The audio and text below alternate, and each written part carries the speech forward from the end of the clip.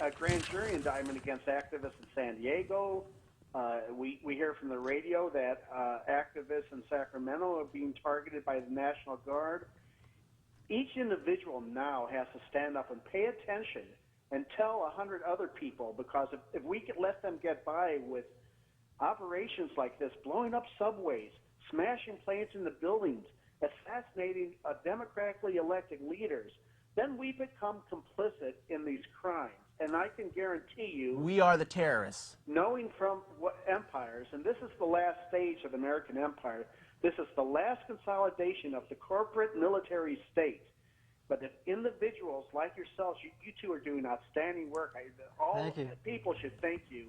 But we need everyone to stand up right now, take responsibility for this society and for this democracy, and make it work. I still feel, I know you guys might not feel, but I feel there's still enough time to turn this thing around. Well, we're going to get into that when we come back. Thanks for your call. Thank you. I appreciate it. If we have a clip from Matrix of Evil ready, we're going to go ahead and go to that. Alex Jones is a documentary filmmaker. He also does a cable access TV show in Austin, Texas. And once we're totally enslaved, Infowars.com. use us as the cannon fodder for what Brzezinski, Brzezinski, and Pienack and others have called imperial mobilization. They told us a 100-year war, it's never going to end. As the terrorist threat evolves, we'll have to take more and more liberties. These are all quotes. This is all admitted. Think about it. We've had a war on illiteracy. The test scores are dropping. We've had a war on drugs. There's triple the heroin, double the cocaine on our streets than what there was just 10 years ago. The prison population has more than quadrupled in the last 5 years. And there's more police, more checkpoints, more SWAT teams in ring wraith outfits kicking down doors, and more cops and citizens getting killed as a result. I mean, I guess my whole life I was into history and into the way civilizations have basically been set up and the elites that have dominated them. And so once I had a chance to then go to college and basically hear the drivel, the false political system they were trying to teach us, I realized that much of what they were pushing was a fraud. I mean, really, we have a corrupt elite, as we've had corrupt elites all throughout history, that is attempting to dominate and control populations. And so really it was self-evident. I mean, the founding fathers said, don't trust the government, guard your liberties, tyranny always comes, stand up for your freedom. So really, I have always been somewhat awake to tyranny, but then obviously over the years, going back about 12 years ago, I got more involved in researching and had found out a lot more. Now, the key to what you're talking about is not partisan politics, the left or the right. Yeah, I mean, the analogy is it's like a football team owner who owns both teams that go to the Super Bowl. Either way, he wins. But he wants to keep it real quiet that he owns both teams. So regardless of who wins, even if you have a real contest going on out on the field, the establishment globalists who are trying to build this one world government, they win. And some would say, yeah, but still it's a real football game. No, they set the rules. They put who they want into the game. They direct and control who is going to win that election. And so the Republicans and the Democrats will fight basically over a bunch of petty issues, but that's just rhetoric. When it gets down to brass tacks, they're unified. Now, when you talk about the global elite, we're going beyond globalization. Globalization is a part of this, but it's really just one spoke on a much larger wheel. What would you say to those people that are stuck in this left-right paradigm, only seeing the globalization aspect of the situation? I don't know what's wrong with them. I mean, I know so many leftists out there who think big government's going to save them, but large corporations that are bigger than many governments, they're actually lobbying for big government. They're actually trying to create large mechanisms of the state that they control, that they can then dominate populations with. Of the 100 biggest economies, the U.S. being the largest, 40 of the 100 largest economies are not countries. They're not states. They are private companies. And they have their own mercenaries. They have their own security teams. They have their own black ops squads that spy on other companies and governments. They have moles in our government. And basically, they've gone from having moles in our government to controlling our government. But they know the public's getting wise to it, so they use their very sophisticated PR firms to again create the illusion of political freedom, the illusion of political choice. What tips could you give on how to decipher what's going on through the mainstream? Well, I mean, it's a process. There's different types of news, but you'll have something where somebody being paid by the CIA plants fake stories in the New York Times about Saddam's uranium.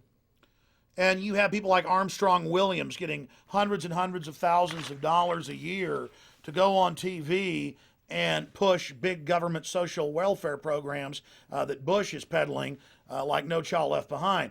But there are thousands of people in the media who do lie. I mean, they actually get paychecks from the government.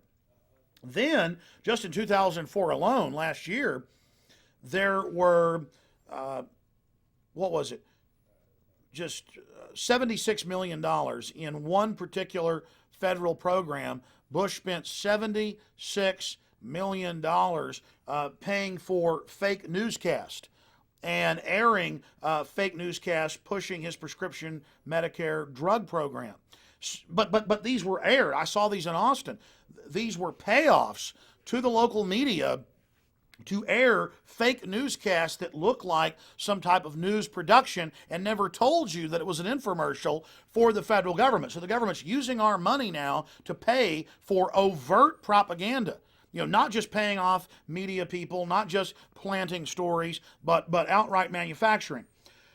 Then you have other news reports, thousands of reporters who aren't on the payroll, who file reports on the news wires, AP, Reuters, places like that. And their big stories never make it onto the nightly news, never make it into the front page of the newspaper that 98% of the public gets their news from. So all we do at Infowars.com and PrisonPlanet.com is write our own articles, interview our own guests, go directly to the source every single day. But we also go and comb the news wires and look at the news that gets blacked out or the news that the gatekeepers are able to stop. And we take it, put it on the website, and then we're able to magnify it. So that's what we do. We take the real news that mainstream media is reporting that nobody ever heard of, and we expand on it. And then we research it further and then add more details to the picture.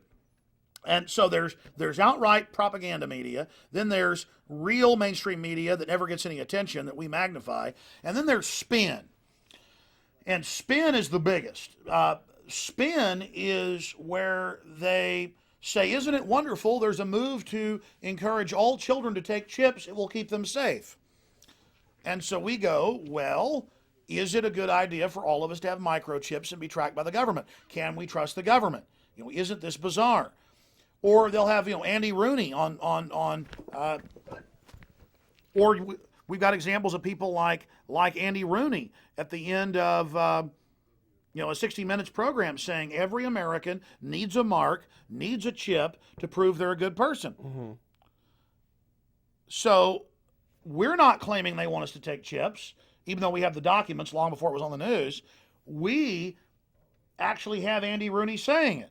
We actually have the different pundits like Sean Hannity saying this is great, every child needs a chip. We have them on video saying it. So there's spin where they're in your face admitting this evil. We're coming to confiscate your guns, but it's for your safety. We take that admission and go, no. We unspin it and say, or you could say put our own spin on it and say, no, this is not a good idea. So that's the third type. Then you've got the fourth type, and that's documents, government leaks. Just going to thomas.loc.gov, Library of Congress online, reading new bills as they come out. Listeners reading bills, flagging subsections for us. Here's an example. One of my friends works at the Capitol. He hears a new bill's coming up from a lobbyist to put a transponder on all of our inspection stickers in 06 to tax us down every major road. I hear it. He tells me what bill it's probably going to be in when it comes out. It comes out in a bill. I'm watching for that bill. I tell listeners to watch for that bill. I forget about it. A week later, a listener goes, I watched for it. Here's the bill. in the bill. We're going to put transponders on your cars. We're going to tax you by the mile on your inspection sticker. Not just where you enroll yourself to go through certain toll roads. Every major road will be a toll road. So then there's also original source research and documentation. And that's a large part of what we do.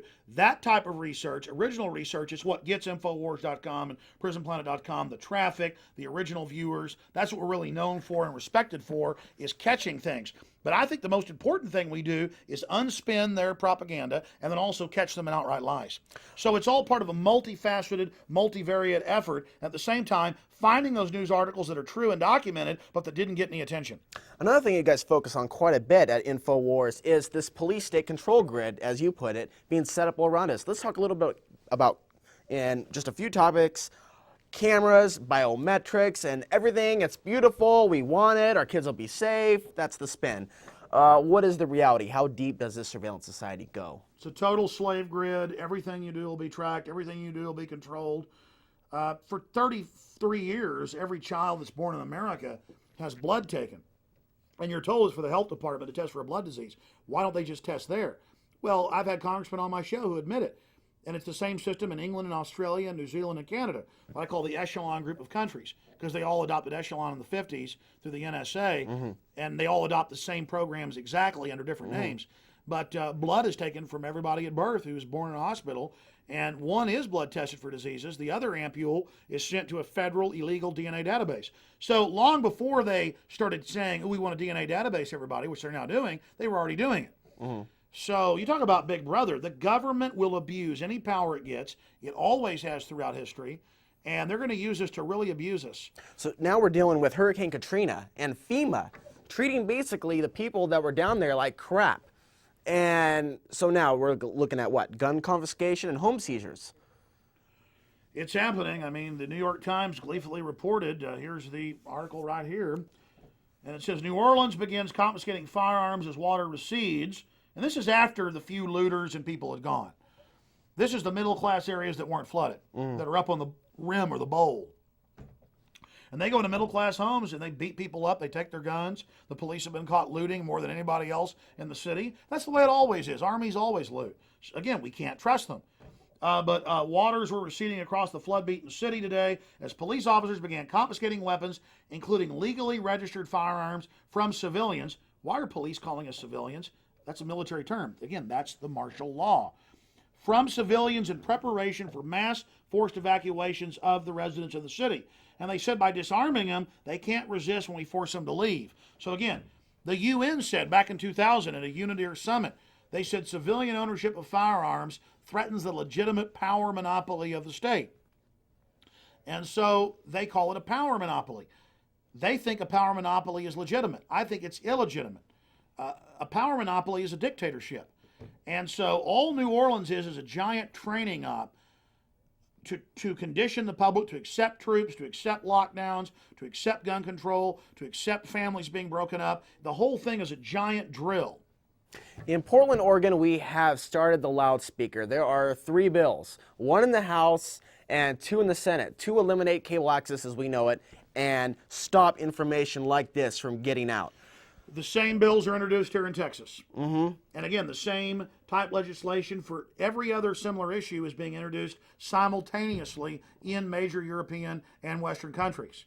And everywhere. And they're moving to regulate the internet. They're moving to regulate free speech everywhere. They have free speech zones at protest. They arrest people for demonstrating peacefully.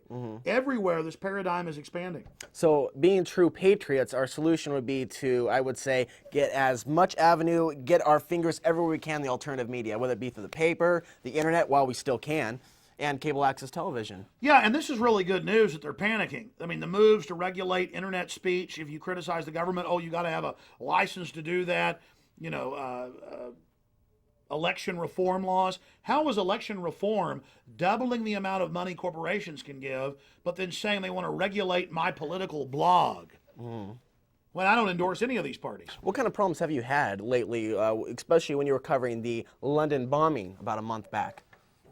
Well, we had police everywhere we went. We would just peaceably be walking around talking to people, and we would have the police walk over and go, well, give us your name and information. We write down who you are. We're putting you in a database. And then days after I left, they'd already introduced the legislation, they banned protesting anywhere around the Parliament.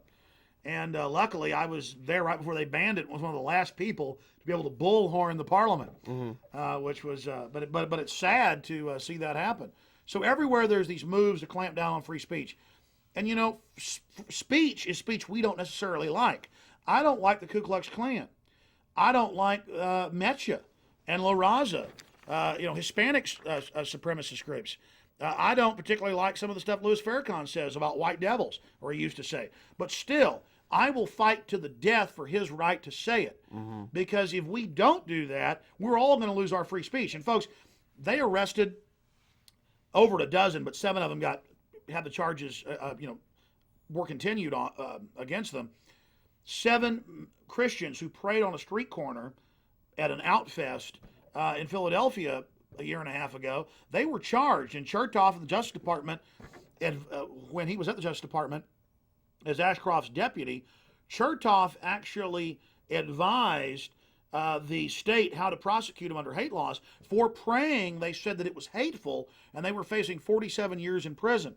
And this was actually in the mainstream news, and pundits were on the radio going, put him in prison, put him in prison. So this is an example. I've also interviewed people who are at an unannounced Bush rally, 500 Bush worshipers on a street corner, and up pulls a car full of people that are against Bush. They get out, they have signs saying no blood for oil, they're peaceful. The Secret Service says arrest them, and they get 6 months in federal prison. And the federal judge says, yeah, we say you can't protest, but the Bush people can demonstrate for Bush. So we see this attack on free speech everywhere, and it's got to be resisted. There are a lot of people that are still under a rock right now. Do you think there's hope for those people? What's it going to take for the average American, European, Asian, human being for that matter, to understand how deep this corrupt system goes? Well, the tighter the globalists squeeze, the tighter the New World Order squeezes, the more resistance is going to be formed. And they know that. That's why they've built up this huge police state as a preemptive attempt. They've done this before. They're the controllers of empires, the masters of empires, the lords of empire. They've done this over and over again. And it's going to take people peaceably resisting. It's going to take people inside the system. It's going to take people that work in the system to have the courage to see what they're part of, to get past their fear, and to join humanity against these dehumanizing forces. And I think we're going to win. I mean, the human species has been through this before, and I think we're going to turn the corner. I've already seen an awakening. I mean, 10 years ago, people looked at me like I was a space alien. Now, I might get 500 emails that agree with me and 1 email that disagrees with me. And the person can't even complete sentences and can't even spell with a spell checker. I mean, they're literally almost retarded. And again, my websites are not even near the biggest patriot websites, the biggest truth-telling websites, and they are among the biggest on the web. I mean, they're gigantic. But that's also humbling at the same time. There's also a flip side to all of this. There's a lot of alternative press and a lot of alternative media out there that just because the public doesn't trust the mainstream media, just because the public's waking up, a lot of them are like children. And so they go out and they believe anything that somebody's saying as long as they claim it's alternative. Oh, I have a magic machine for $1,000 that will heal you. Or, oh, I've got these vitamins that will, heal you. Or I've got this nose spray that'll make you not have a heart attack. And then people run into these opportunists, and then it kind of discredits things for them, and they get out of the movement. People need to not believe what I've said. They need to check out what I've said. You need to research what I've said. You need to look into what I've said to verify it. Ronald Reagan would say this: trust but verify. And I agree with that statement. I'm not a huge fan of Ronald Reagan, but I agree with that statement. Trust but verify. The American nightmare. The Bill of Rights are in danger. This is becoming a dictatorship. Republicans have threatened with independence. We don't believe in anything. On the 4th of July, the one day, on the 4th of July, if I were to stay silent, I would be a part of the problem. I already signed.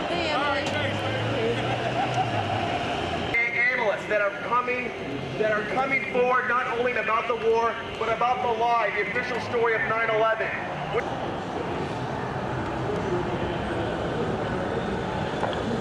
We are never leaving Iraq. Do you understand? We did not liberate. Genocide is taking place as we speak. How can any of us condone? How can any of us condone the killing of a 7-year-old girl? Look into your daughter's eyes. I don't care if she's brown. I don't care if she's not white. She's 7 years old. Every day a little girl dies in Iraq. That is not defending our freedom.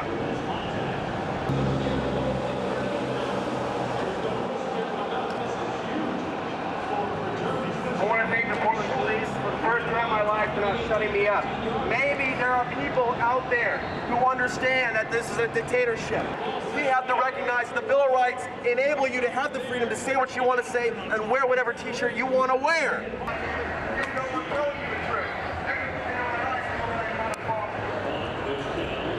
Look, they're moving on.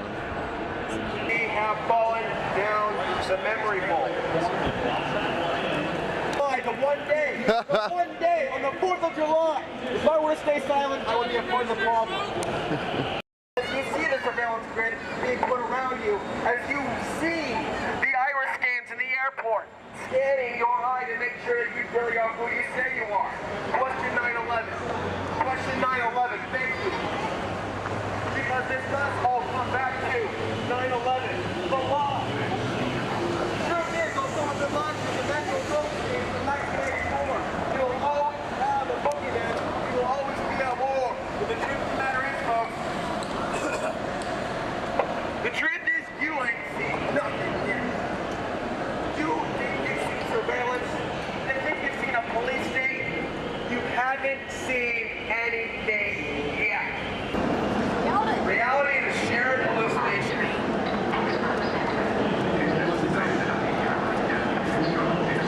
Listen to this. You seen the loose change video? I met him.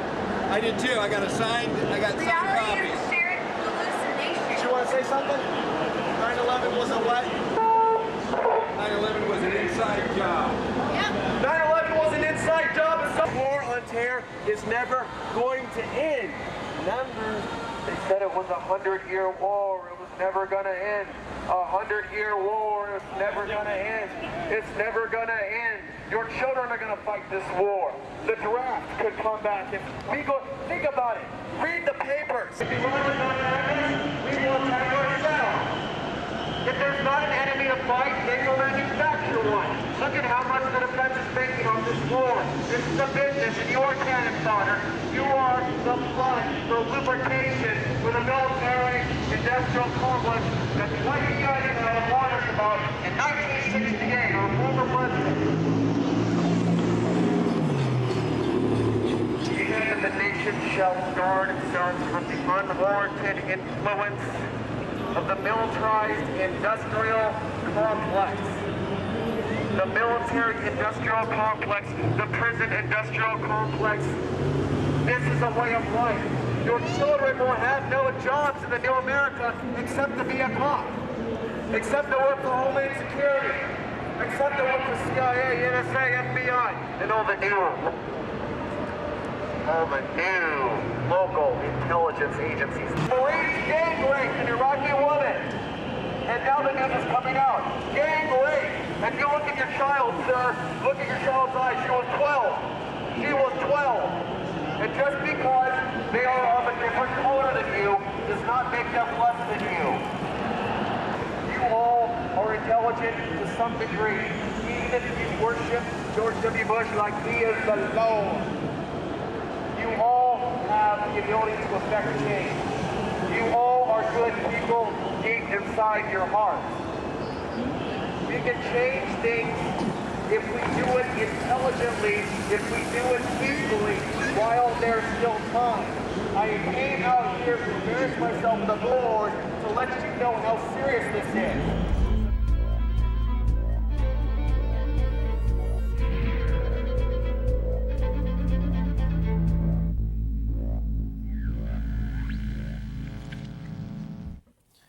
Alex Jones made his debut in the alternative media in the early 1990s. In the last 10 years, he has produced about a dozen documentary films such as America Destroyed by Design, The Police State Trilogy, 9/11 The Road to Tyranny, Terror Storm, and many, many others. Here are a few of his websites: Infowars.com, prisonplanet.com, jonesreport.com, among about half a dozen to dozen other websites. He joins me tonight to talk about his new documentary film, Endgame. Thanks for joining me, Alex. Alex, it's good to be here with you.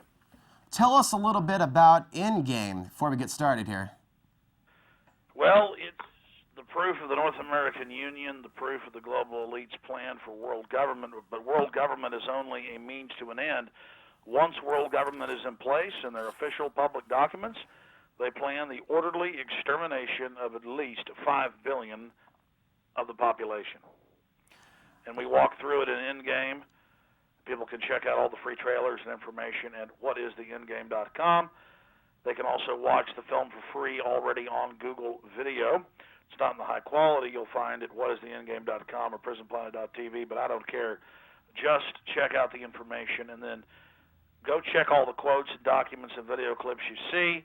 They're already putting cancer viruses in your vaccines, mercury. They're already poisoning your water. It's all documented. It was all planned more than 100 years ago. These people are cold-blooded, wicked, murdering geniuses. Alex, there aren't a lot of films out there that tackle this particular subject. There's some people watching the show right now that may not know who you are and what other work you've done. Tell us a little bit about your early days in the early 90s. What inspired you to stand up for the Republic, to talk about issues such as the police state, the surveillance grid, among many others? Well, Alex, there were a lot of people that came before me. So I'm really a Johnny-come-lately. I've been doing this for more than 13 years. But in the mid-1990s, I started a local access TV show in Austin, and within a year had a local radio show, and then syndicated a few years later. I've had a syndicated radio show for about 10 years now. But I just check into the actual bills, legislation, the facts. My mom has a degree in history, and my dad's a doctor. So I grew up reading a lot of history books. I found them to be more entertaining than fiction because truth is stranger than fiction. So I already had a great gauge for what had happened in humanity in the past. And I learned about government-sponsored terror. I learned about the New World Order. I learned about private banking and the Federal Reserve. And really started out kind of as a paleo-conservative / Ron Paul type liberal, which you'd call a hardcore right-wing today, the mainstream media would, but just a paleo-conservative, classical liberal. The terms mean nothing. And I've been interviewing Ron Paul for more than 12 years. But really expanded out from there, and terms and political names and labels mean nothing to me.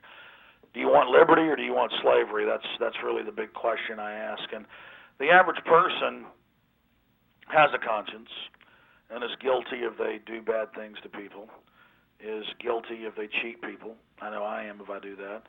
But then we start judging the world according to ourselves and our own views, when there is a global elite who are sociopathic, psychopathic in many cases, and who revel in abusing the weak and abusing the meek and just doing unspeakable things, and they have no conscience.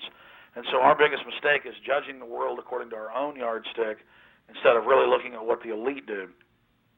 And they are so wicked and cold-blooded and bloodthirsty that it's hard for me to even describe. But Endgame does a pretty good job of giving you a large spectrum view of who they are, what they stand for, what they plan to do.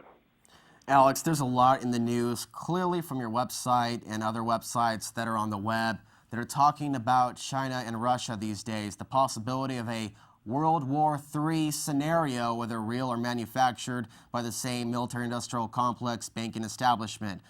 Let's, real quickly here, just to set this up, give us an overview of what we're looking at in terms of the Russians with their nuclear bomber patrols going on right now, the Shanghai Cooperation Organization, this strange thing that seems to also be some sort of precursor to an all-out war.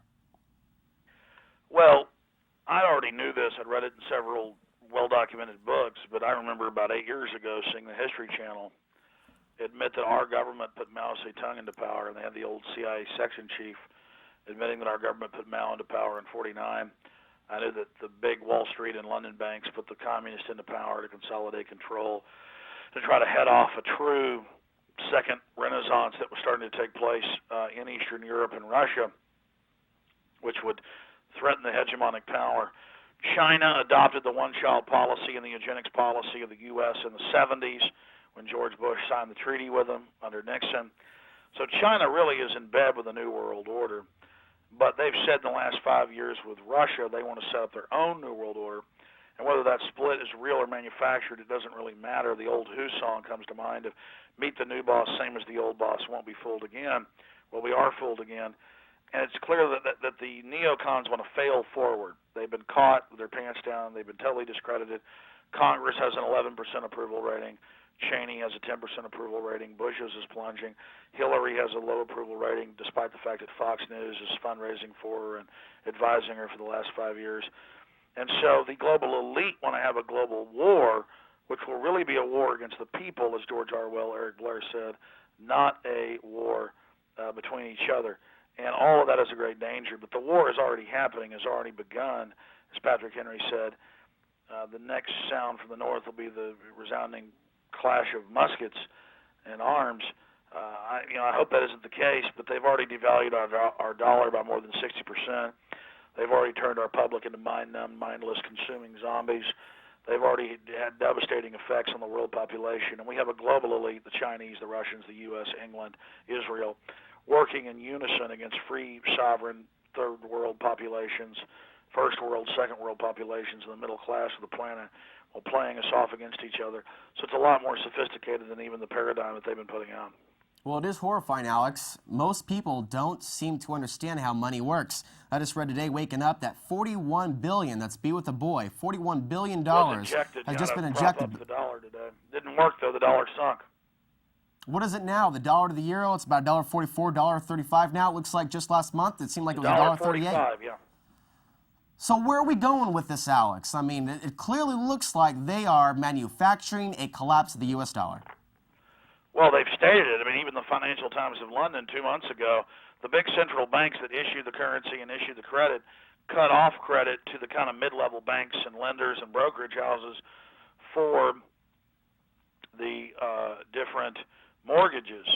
So they created the bubble. Now, like they did in 29, they're cutting it off while posing as saviors in the media.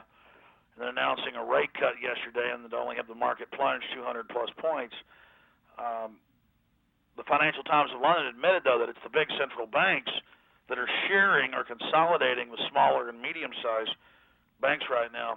And all they're trying to do is have an orderly decline of the West and of our standard of living and our currency, because the U.S. dollar has to die before the North American Union and the euro can rise. So are we seeing the consolidation of not only media at this moment, but actual banks themselves? Everything's consolidating. It's a race. The New World Order has issued a credit system where there is more debt than credit. It is physically impossible for the average person to pay any of it back. It is a centrifugal system meant to bankrupt and destroy any independence. This is a game of monopoly men. This is a game of serfdom, of sharecropping, of creating feudal serfs.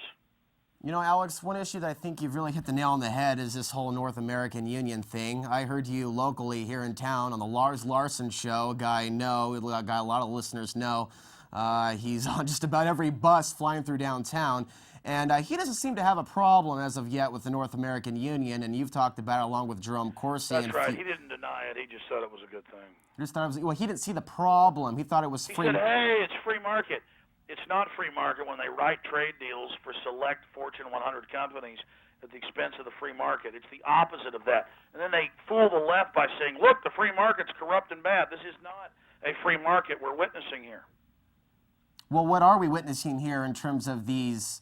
You talked about in your film, and I guess this takes us back to Endgame, these 4 different unions: Asian Union, African Union, European Union, and North American Union. Let's kind of start with where we are right now in the construction of the NAFTA superhighway.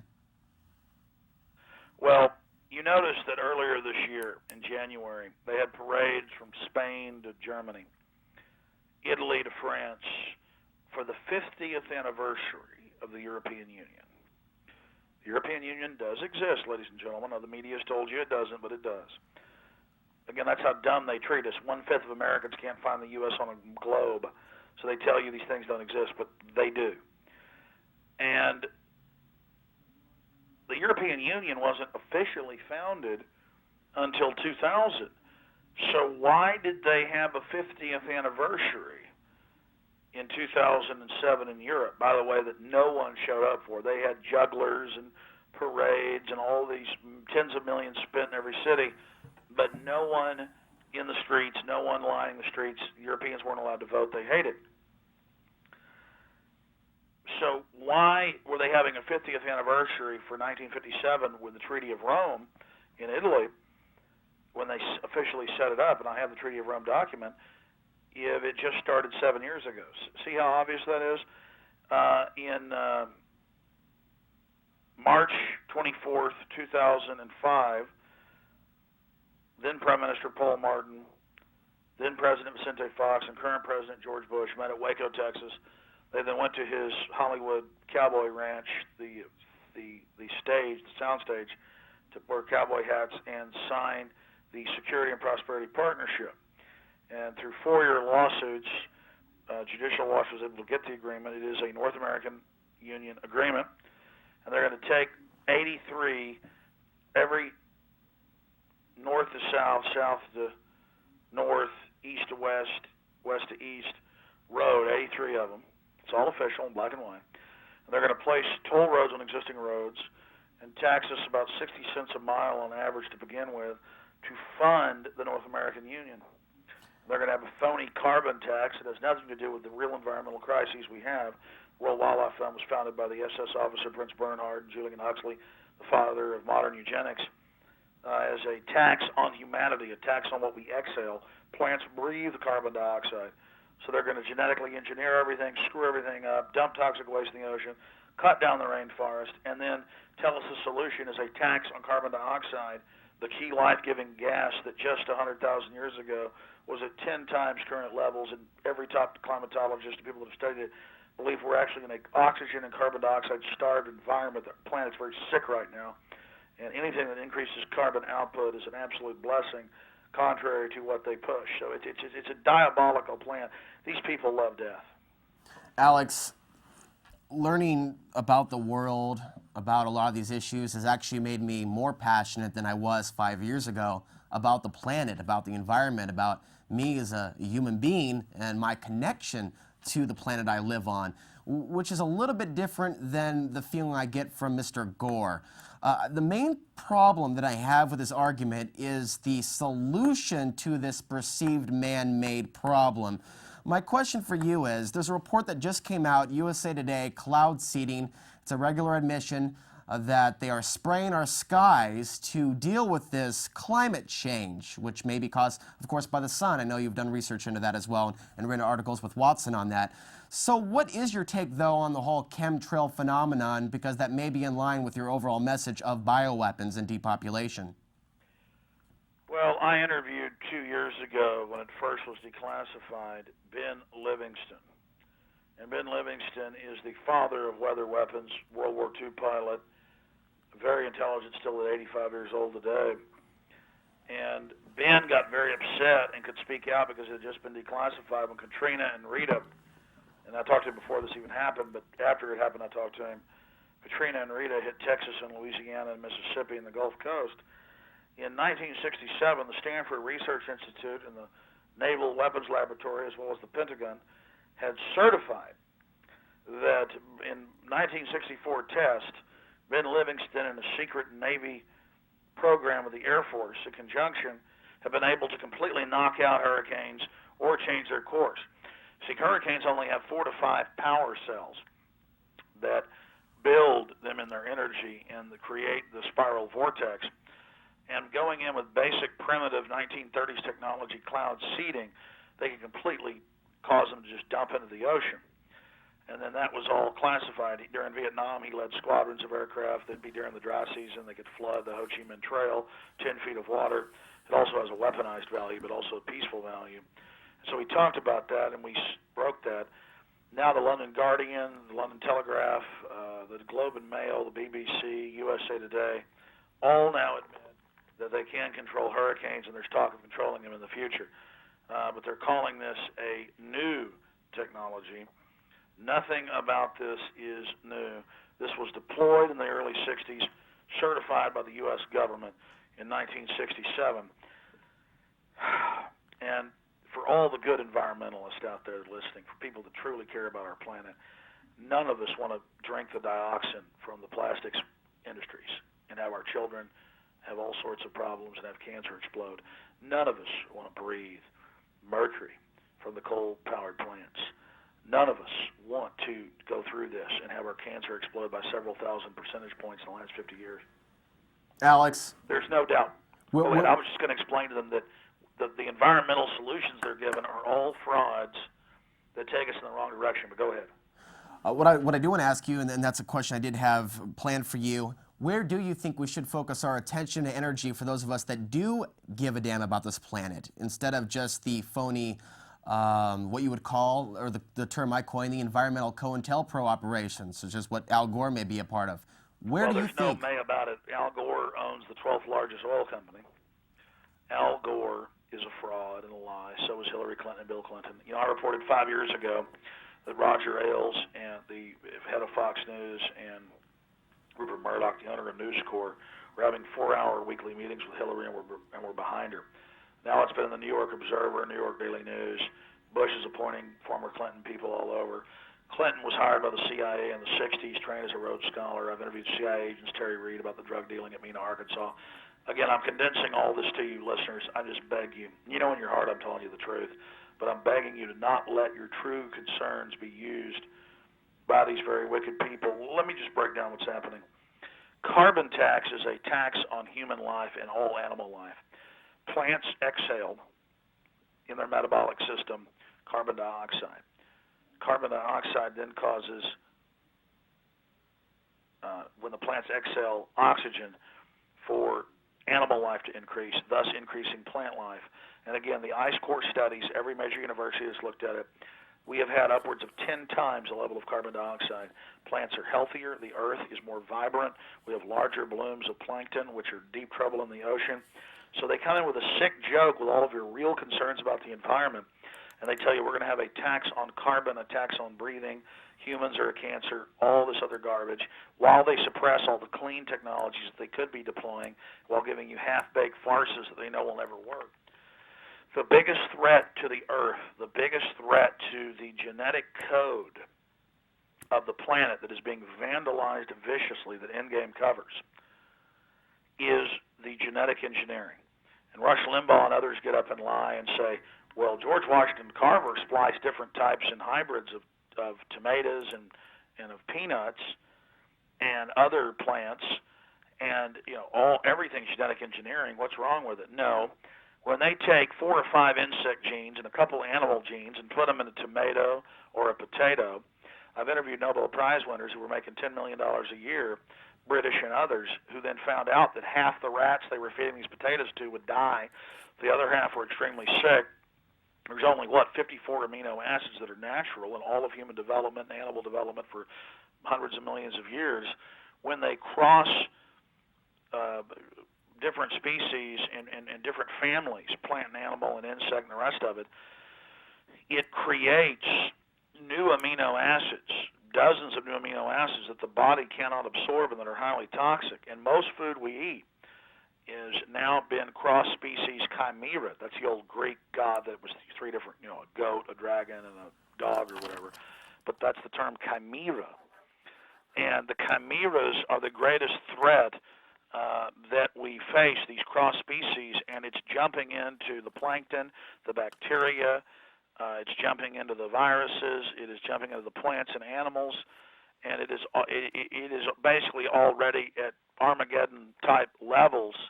This is all the scientific reports. This is the real data, and that's why I realize the global elite are completely insane, because they just continue to race ahead with all this, kind of like in an arms race, but a genetic engineering race, competing with each other. And I call for moratoriums on genetic engineering. I call for huge global studies, laws outlawing it. I mean, but no, none of that's going to happen. We're going to worry about carbon dioxide. I can give the scientific name for water, and I've done this, and most people will say ban it. I can give the scientific name for salt, and people will say ban it. I can give the scientific name for oxygen, and people will say ban it. And I guess people think carbon dioxide is carbon monoxide. It's not.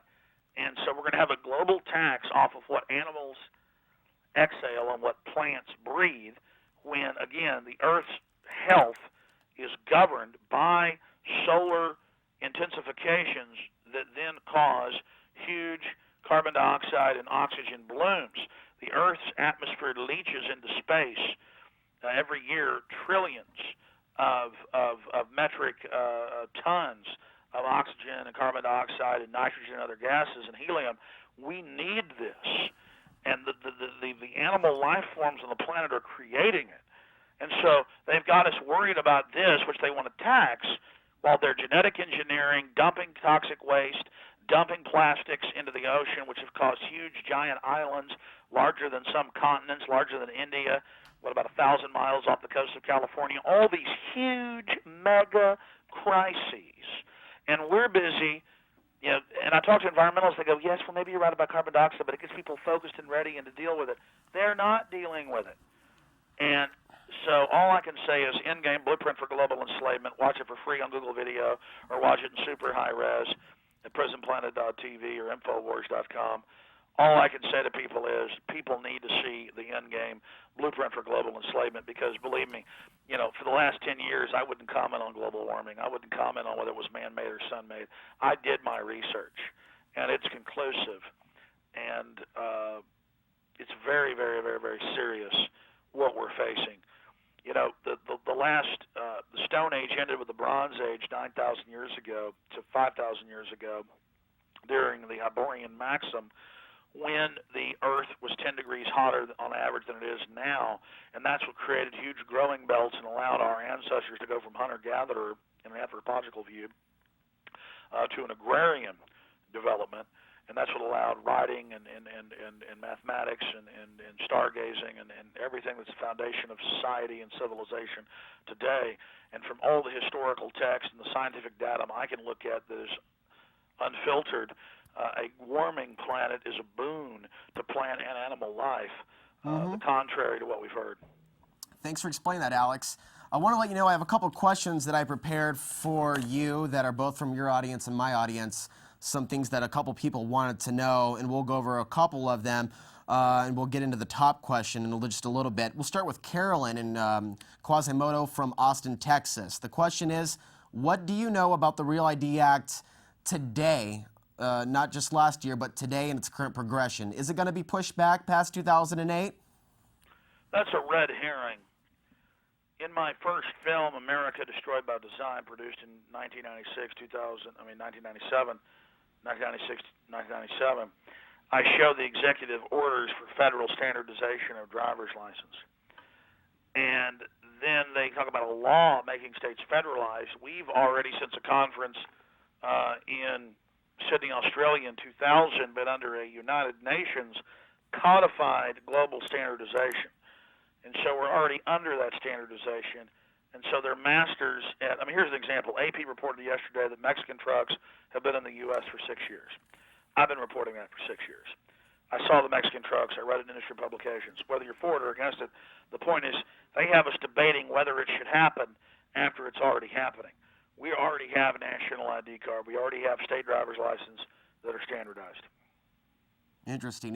So it's not necessarily the national ID card if we're already abiding by the federal standards currently at the state level. It's been federal since 1993 under executive order. There were 2 states that didn't comply, and they're in fights right now, but 48 states have it. And so we're moving then, Alex, with the information contained within these databases into some sort of brave new world where that information is going to be actually shared with other governments and countries? It's already happening. Google already announced last year that they use microphones and cameras that are in all the new computers to use computers to listen for keywords for marketing. And they said, don't worry, people aren't listening.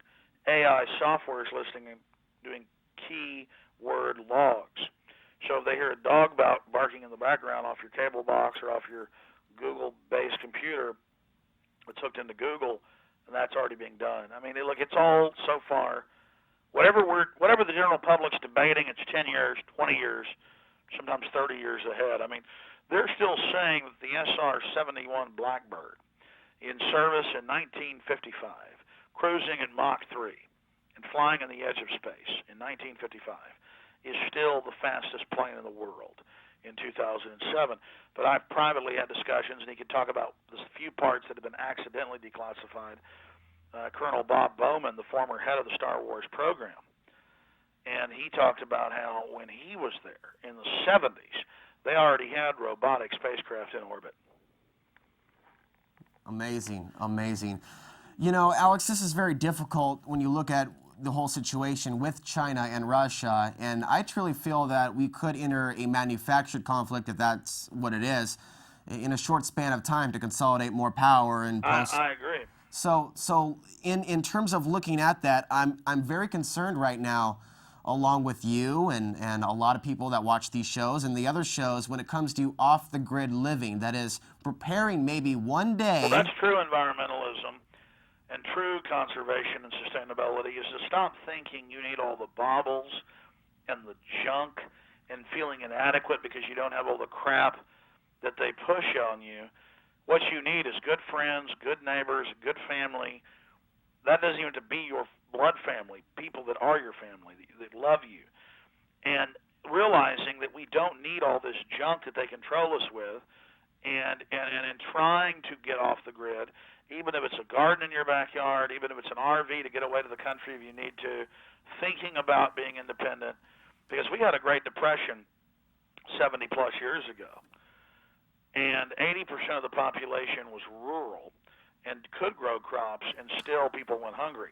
Can you imagine with only 10% being rural today, the opposite? What would happen if there was a depression? And now there's open discussions about that, and UN documents, State Department documents saying they'll use food as a weapon. Now is the time to get independent. And what does that mean on the local level in terms of, well, I'll just be blunt, disaster preparedness? I'm seeing a lot of interest now in that area, and I think for a very good reason. How do we prepare our actual homes to deal with an alternative energy source, for one thing? And the second part of that question, Alex, real quick, is what type of alternative clean burning energy systems, free energy, should we be looking at this time?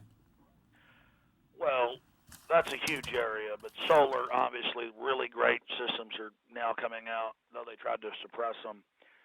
And in the next few years, even better systems where the yield is so much more powerful. The problem is the batteries for storing it have been so toxic. It's a tough answer. I think it's a very tough answer, and I don't expect you to know it. I don't know it. Well, I mean, the big thing is collecting rainwater to drink, filtering your water. It's so full of poison, all the things they allow into it, the herbicides, the pesticides, the mercury, the rest of it. But I think, partially going off the grid, even supplementing what you do. I mean, any of that. Wind power is great. I mean, a small windmill can pump water out of a well, which they're trying to restrict, into your home or community. But the biggest thing is just getting to know your neighbors. And of course, if anything ever does happen, Alex, in terms of the food supply being disrupted, with war breaking out and oil being cut off, because clearly they don't seem to want us off oil, we are going to see real patriots, revolutionaries, people involved in the sustainability movement, I think and I hope, working together, tearing up their yards and growing food. Well, in Russia, under the communist system, they wouldn't allow people to own any private property, but they'd give them a small quarter-acre lot. And at first they tried to stop that, but even the elite was going hungry, so they allowed the people to have little quarter-acre lots, and that grew more food than all the collectivist farms. And what we need is true communities working together in the free market and doing that. And if people don't know how to grow crops, they better learn how, because plus it's a lot of fun to do. The kids love it, and it's just a good thing to do, to turn off the televisions and go out in the yard and grow some squash, grow some tomatoes, grow some watermelons, grow some peas. They taste so much better than what you're getting in the supermarket. Alex, we're going to pause at this moment and show a really short clip from Endgame, one of the shorter trailers. When we come back, let's get into one of the themes in your movie, Endgame, which is eugenics and transhumanism. So stick around. We'll be right back in about a minute or so.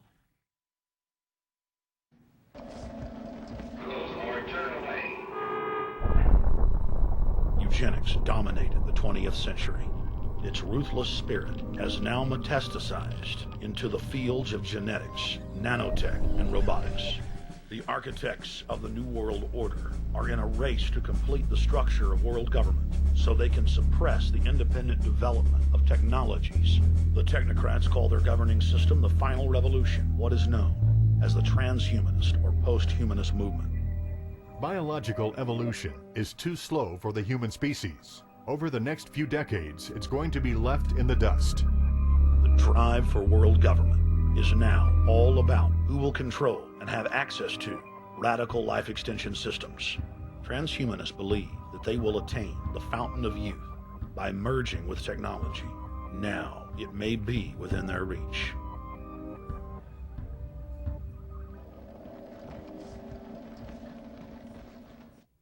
Disturbing, Alex. I was talking about eugenics and transhumanism about a year ago with Tom Horn of the Raiders News Network, and that is an issue that I've always thought needs its own documentary film. Well, Endgame is 2 hours, 20 minutes long, and it spends an hour on it. How far back to the concepts of transhumanism go? Well, the global head of the different eugenics societies at the end of World War II was UN Secretary General of the United Nations Educational, Cultural, and Organization, UNESCO. And for all the liberals out there who I know are good people, they just check history, not believe me. The military-industrial complex wanted a global empire, global British Empire. They tried to set up the League of Nations in 1918. It failed. So they set up the United Nations at the Presidio in San Francisco in 1945. And it has nothing to do with the greater good of man and a global democracy and all of this. You read the Universal Declaration of Human Rights, Article 29 and 30, it says you have no rights. Don't believe me? Go read it. And basically, you had Malthusian ideas. Charles Darwin picked up on those. I'm not debating what Charles Darwin said. The point is he picked up on those, and then his bulldog, Sir Francis Galton, picked that up. And he developed the theory of social Darwinism, where the elite said we can kill, steal, abuse the poor all we want, get rid of them, because it's social Darwinism. We're in command. It's our right to rule over them, survival of the fittest, and kill them and use them and enslave them however we wish, because they're just human resources. And that term was coined, human resources. And about 150 years ago, they founded all of this. They created social workers out of it to cull the population, sterilization, the killing of sick babies, deformed babies, mentally ill babies, whatever they chose. And basically the roots of all our major science, we just heard about this Watson guy, the head of the Cold Springs Harbor, saying blacks basically are dumb and all these other racist things and don't let people breed and all these ideas. He's the head of the Cold Springs Harbor, which was the birthplace in the U.S. of modern eugenics and the Eugenics Records Office. Hitler got his ideas from the U.S. and England, not vice versa. And then in the 1940s, Hitler had embarrassed everybody. And so Julian Huxley, the brother of Aldous Huxley, who wrote Brave New World, and he, by the way, he gave a speech at Berkeley in '62 saying that this is what we actually plan to do to you. Aldous Huxley did.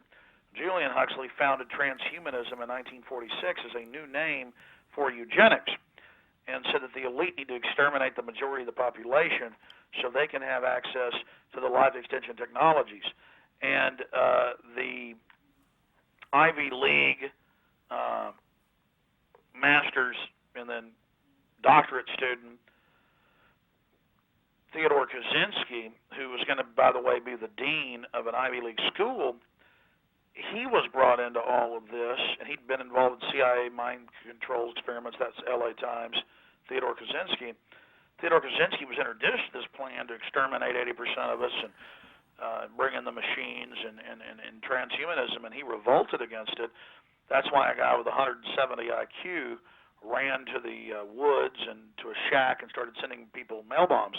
I'm not defending what he did, but Bill Joy, the owner of Sun Microsystems, worth $4 billion, in the cover story in April of 2000, wrote Why the Future Doesn't Need Us, and said, I used to not believe what the Unabomber had to say with his published manifesto, but I went to an elite meeting of 200 computer company owners and other billionaires, and they openly talked about how they plan to exterminate the majority of humanity very soon. And he said, so now I understand what Theodore Kaczynski was brought into. Theodore Kaczynski was very high-level academic, He was being groomed and about to be given, again, the deanship of a major university, Princeton, and then just suddenly he runs to the bush for 10 years and starts bombing people. And he did that because he morally said that he couldn't go along with the extermination of 80% of us. And so, again, I've only tripped into what Kaczynski knew, what Bill Joy knows, what all these people know. I mean, this is the end. Very, very soon, they're going to release race-specific bioweapons on the population and kill most of us. So people that like what Dr. Eric Pianka at UT and Peter Singer at Princeton say, Kaczynski was going to get that job, you're going to get to drink from the cup you've been asking for very, very soon. Exactly what time frame are you seeing? I don't know. I mean, the New World Order is about 6-7 years behind from their own admissions. And I can track them back to the 50s and 60s and 70s, 80s, 90s, and they are about 6-7 years behind. You can debate whether it's 4 years or 10 years, but it's in the mean. They're in the middle, and they want to stage terror attacks, stage war, stage provocations to put a security apparatchik into place. And then once that's in place, they're going to have controlled releases of bioplagues, each one worse than the last, each time tightening up the control grids over the cities, and they plan to kill 80% of us. So most of us listening right now are going to be killed if they have their plan. Dick Cheney in the September 2000 Rebuilding America's Defenses PNAC document wrote that they should legitimize in the media the use of race-specific bioweapons to kill certain groups of people. And Jane's Weapons Quarterly has warned people in 2000 about this, and South Africa and Israel and many others have developed this. And under the program of BioShield, $63 billion has been spent to create giant bioweapons production facilities, by the way, in 36 major cities. And so, I mean, I don't know when it's going to happen or if it's going to happen. I just know they say they're going to do it, and they've kept their promise every other time in the past. One thing is very clear without a shadow of the doubt. The governments of the world, from the Ministry of Defense to the DoD, are preparing for civil unrest. Just take a look at that 2025 document. Urban riots, food riots. Mobs. It's an absolute nightmare, whatever they're seeing. I want to ask you this then. I know that's another issue.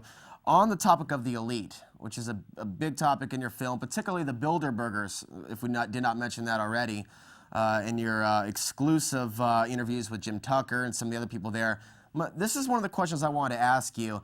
I've followed your work over the years, and I don't feel that you're a part of particularly any conspiracy at all. I think sometimes people get carried away with themselves if personalities don't exactly match perfectly, Alex. I think that's what a lot of stuff I see happening on the forums are all about, people that just don't happen to agree with you. But just to be fair to some concerns, what is your position on Israel? Well, I mean, number one, I'm here putting out information. I'm here saying that Dick Cheney said in September 20th, 2000, that race-specific bioweapons are useful and should be used. And I'm saying, here's this document, here's that document. Check it out at prisonplanet.com. If you look at what COINTELPRO did back in the 1960s when black folks were tired of being slaves, tired of being controlled, they tried to set up soup kitchens, they tried to get their children off drugs. They would go in and radicalize the Black Panthers or other groups, and they'd say, this black leader is talking bad about that black leader. What do you say? What do you think?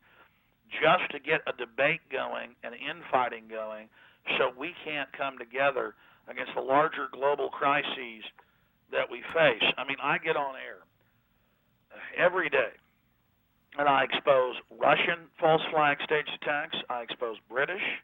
I expose Israelis. I expose U.S., and at the tops of these systems, the elite is all the same group of people. The intelligence agencies all come together in these pyramidal structures. And I know that Israel and others have even been caught with documents where they want to go out and radicalize debates into anti-Semitism and things like that. So then that looks unpalatable to the general public, and then people don't follow it. So when the AP, when UPI, when Haaretz, when Jerusalem Post come out and admit that Israel created fake al-Qaeda groups, or as they just admitted in the BBC and Jerusalem Post, that Israel, with Idi Amin in the mid-'60s, staged the Ugandan hostage crisis at the airport. I already knew that, but now here it is, mainstream news. Mm-hmm. I go, look, Israel did that.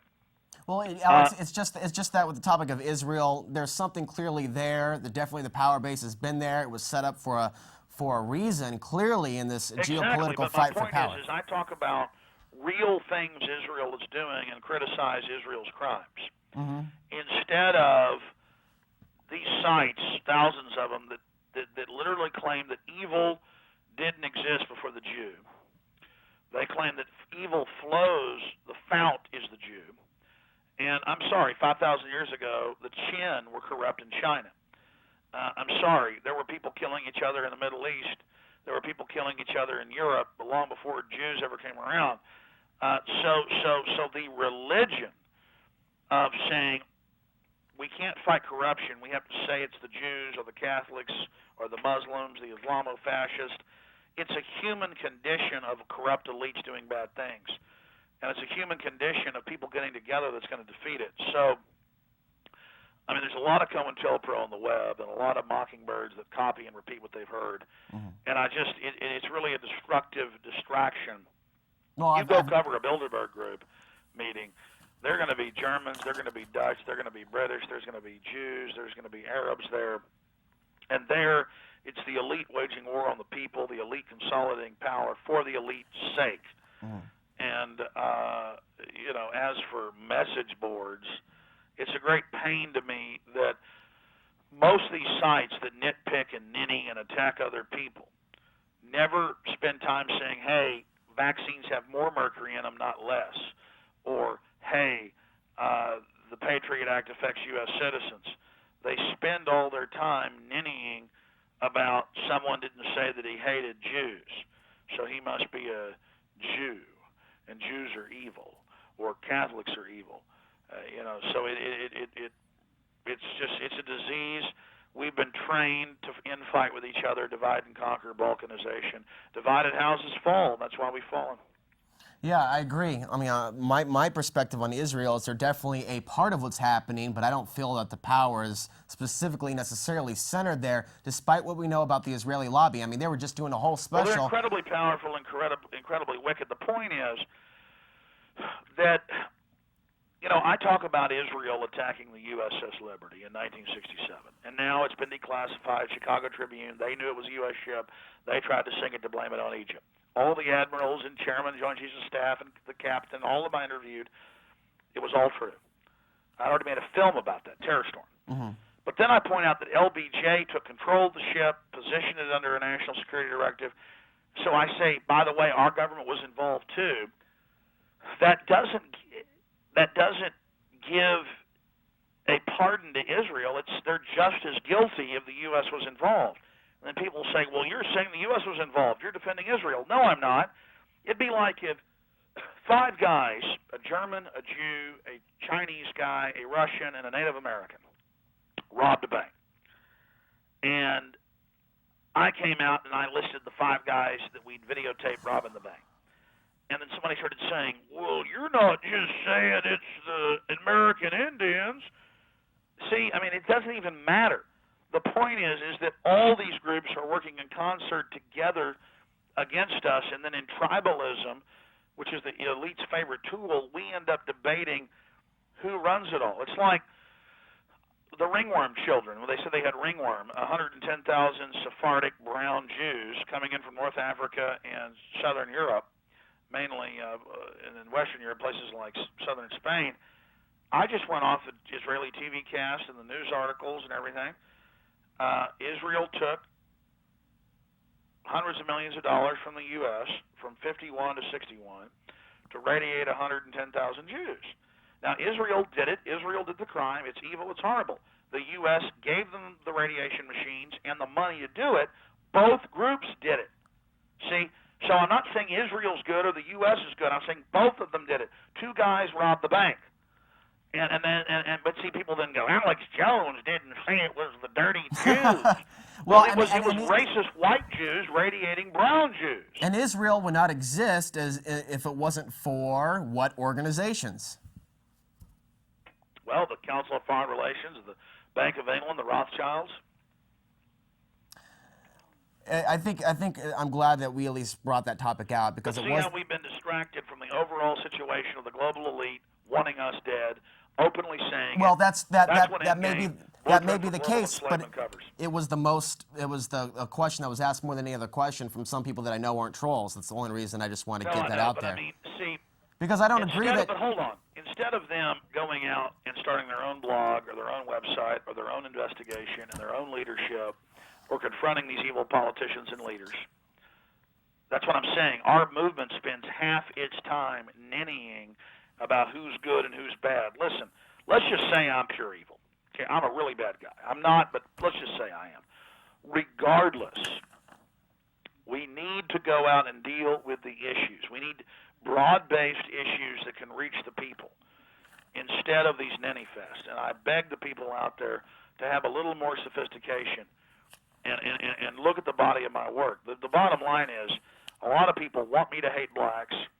They want me to hate Mexicans. They want me to hate Arabs. They want me to hate Jews. They want me to hate Catholics. I'm not going to do it. We're all just human beings. And that's what we're dealing with is a global elite who's doing this to us. Well, also take for granted, Alex, you're going to attract more paranoid people based on things you say. So by nature, based on what you're saying, even though a lot of what you're saying is true, absolutely true and documented, it still attracts that element. No, I know, but schizophrenic people that want to sit in the corner and say I'm a reptoid from planet Booblebob, we don't need to really cater to them. I'm trying to reach out to serious people that want to do something. Well, there's a lot of people that are ready to do something, and that's a great point because that's the next question. What are some hardcore examples? I think everyone has to find their own solutions. First of all, Alex, nobody can tell you that. No one should ever be expected to tell someone else what the solution is. It's an individual choice. It's a free will choice to be a part of the solution. But in terms of where we are now in 2007, now that it's no longer 2003, no longer 2004, we're looking at this thought crime legislation. And a lot of us are concerned about your safety if they actually move forward with some of these threats they're putting out in the media and what Glenn Beck is saying. So my question to you is, how can people get mobilized to prepare for whatever's coming in terms of solutions?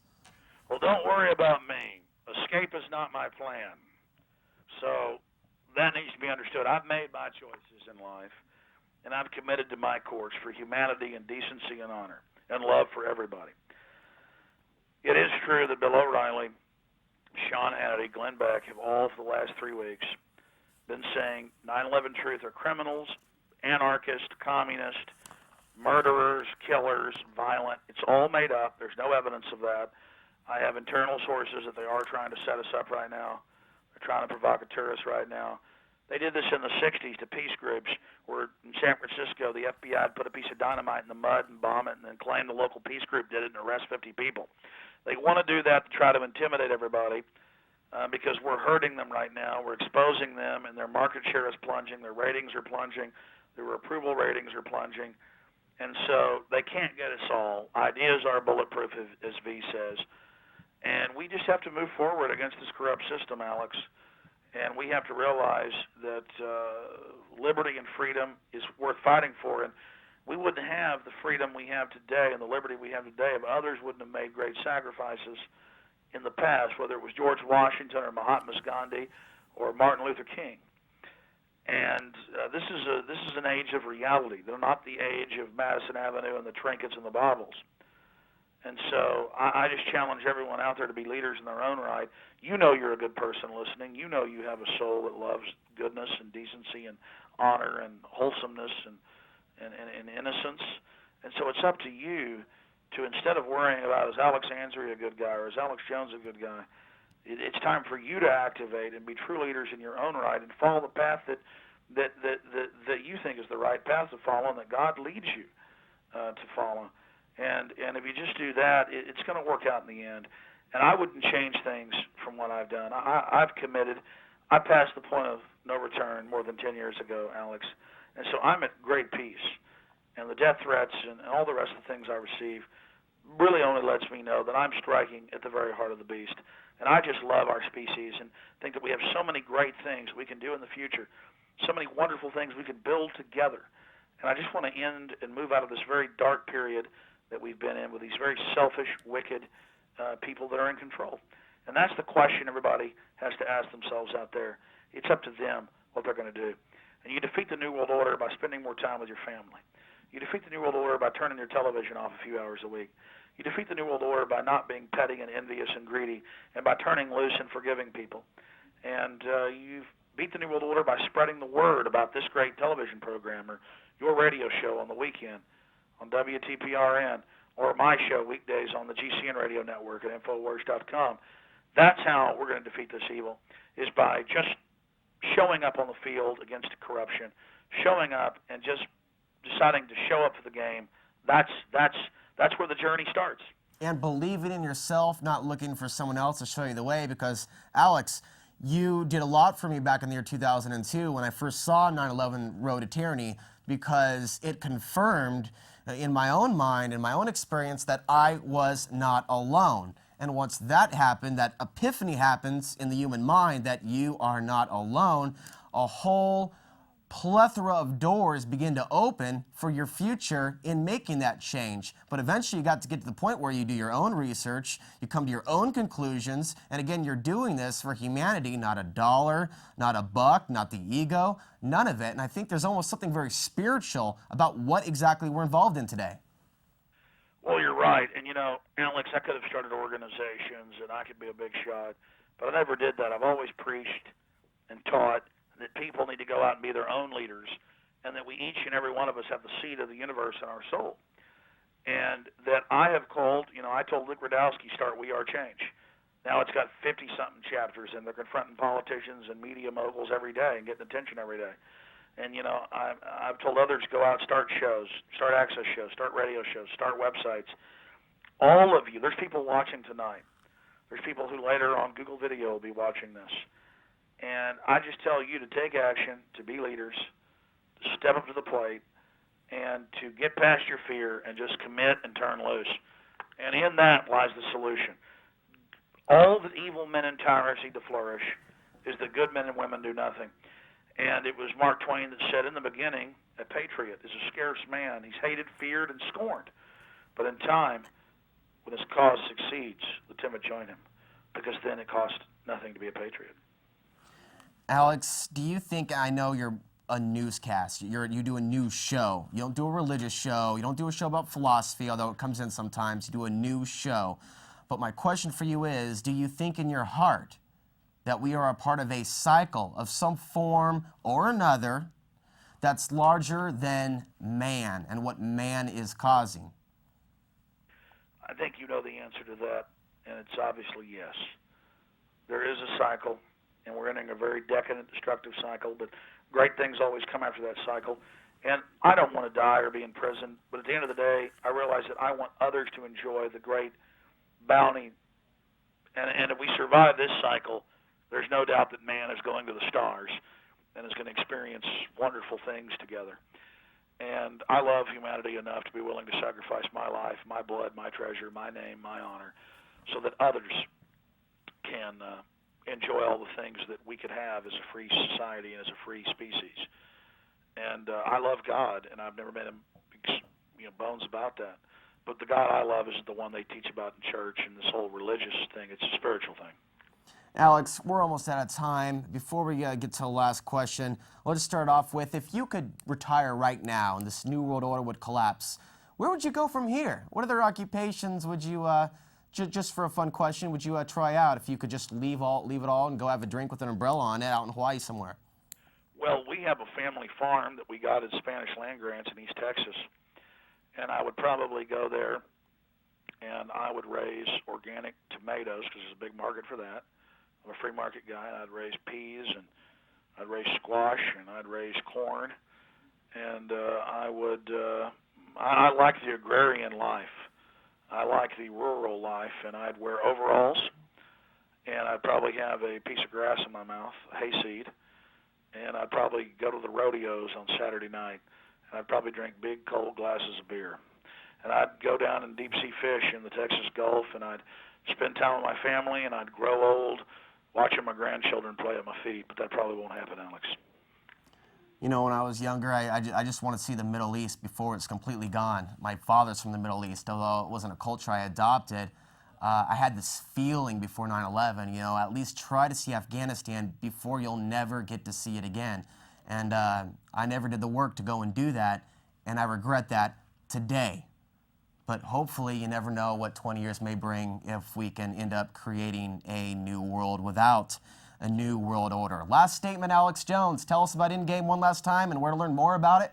Sure, prisonplanet.com, truthnews.us, prisonplanet.tv. If you want to watch all the big trailers and see the clips from the film, just go to What Is the Endgame. That's whatistheendgame.com. And the film is lengthy, but it only covers a portion. I mean, people see it and say, oh, my gosh, this is exaggerated. No, it's actually far worse than what you'll actually see in the film.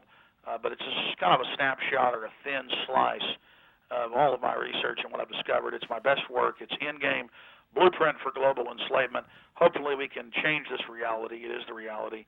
And build something better, Alex. Alex Jones also does an Access television show in addition to the daily radio show, 6 days a week, 5 on GCN, 1 on KLBJ. So you can go ahead and find that on Google Video. You can also probably catch Endgame in the next couple weeks or so because we will be playing it in full here at Portland Community Media. Alex, thank you. It was an honor. Alex, thanks for having me. You're welcome. We have 45 seconds left. I'm glad you stuck with us over the course of the turbulent and sometimes tense 2 hours. A lot of information, a lot of news. Remember the hopes that you have for the future, not just your fears about the destruction, the possibilities that may or may not happen. I would like to believe that 80% of the world is not going to be murdered. Unfortunately, I do believe a large fraction of the global population is under siege, is under attack. And if we allow collectively our consciousness, our hive mind, World War III to manifest, weapons that we yet have yet to understand actually exist, will be unleashed. And it will be something beyond something we can write or describe as the ultimate nightmare. It is almost beyond comprehension. In a few minutes from now, I'm going to be interviewing David Icke. That will be available on the web by Saturday and playing here at PCM TV on Channel 11 on Thursday on Thanksgiving. Until then, I'm Alex Ansary, reminding you that the path to the ultimate truth still starts within. Good night.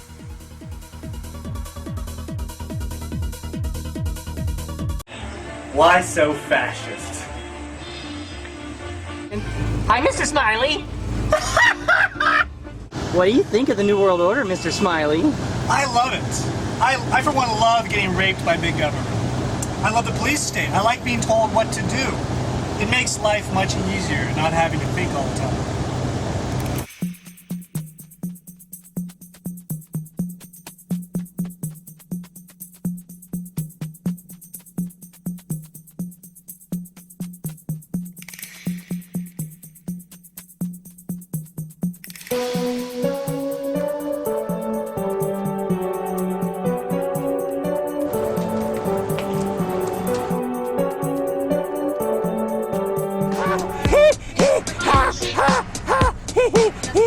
Serve the New World Order.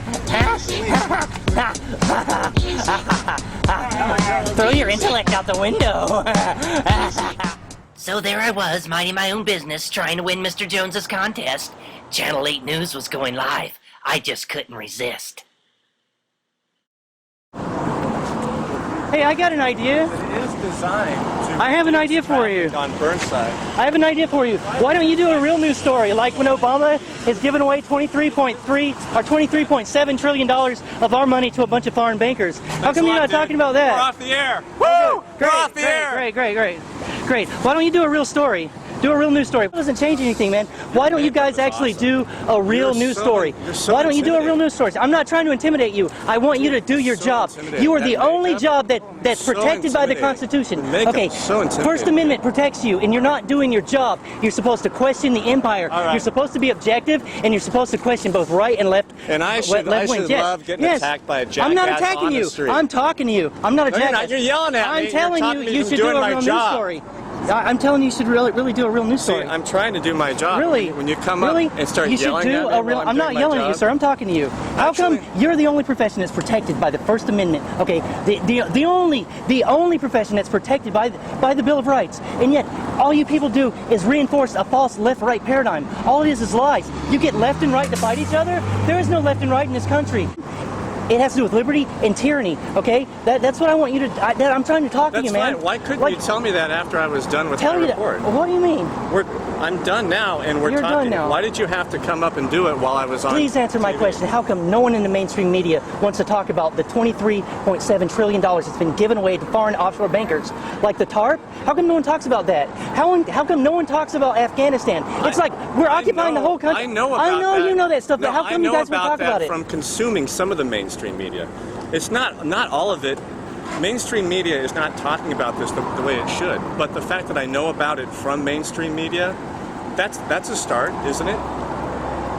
It's not fair and objective. Okay, you guys. Okay, here's one for you. Most every international news story comes from the Associated Press or Reuters, right? Yeah. But one family pretty much owns both those companies. Well, it's the Rothschilds own that. News stories are recycled through those guys. Yes, they have recycled an through those guys. incredible Yeah. reach, but not all the content comes from me. Right, but a great amount of it does though.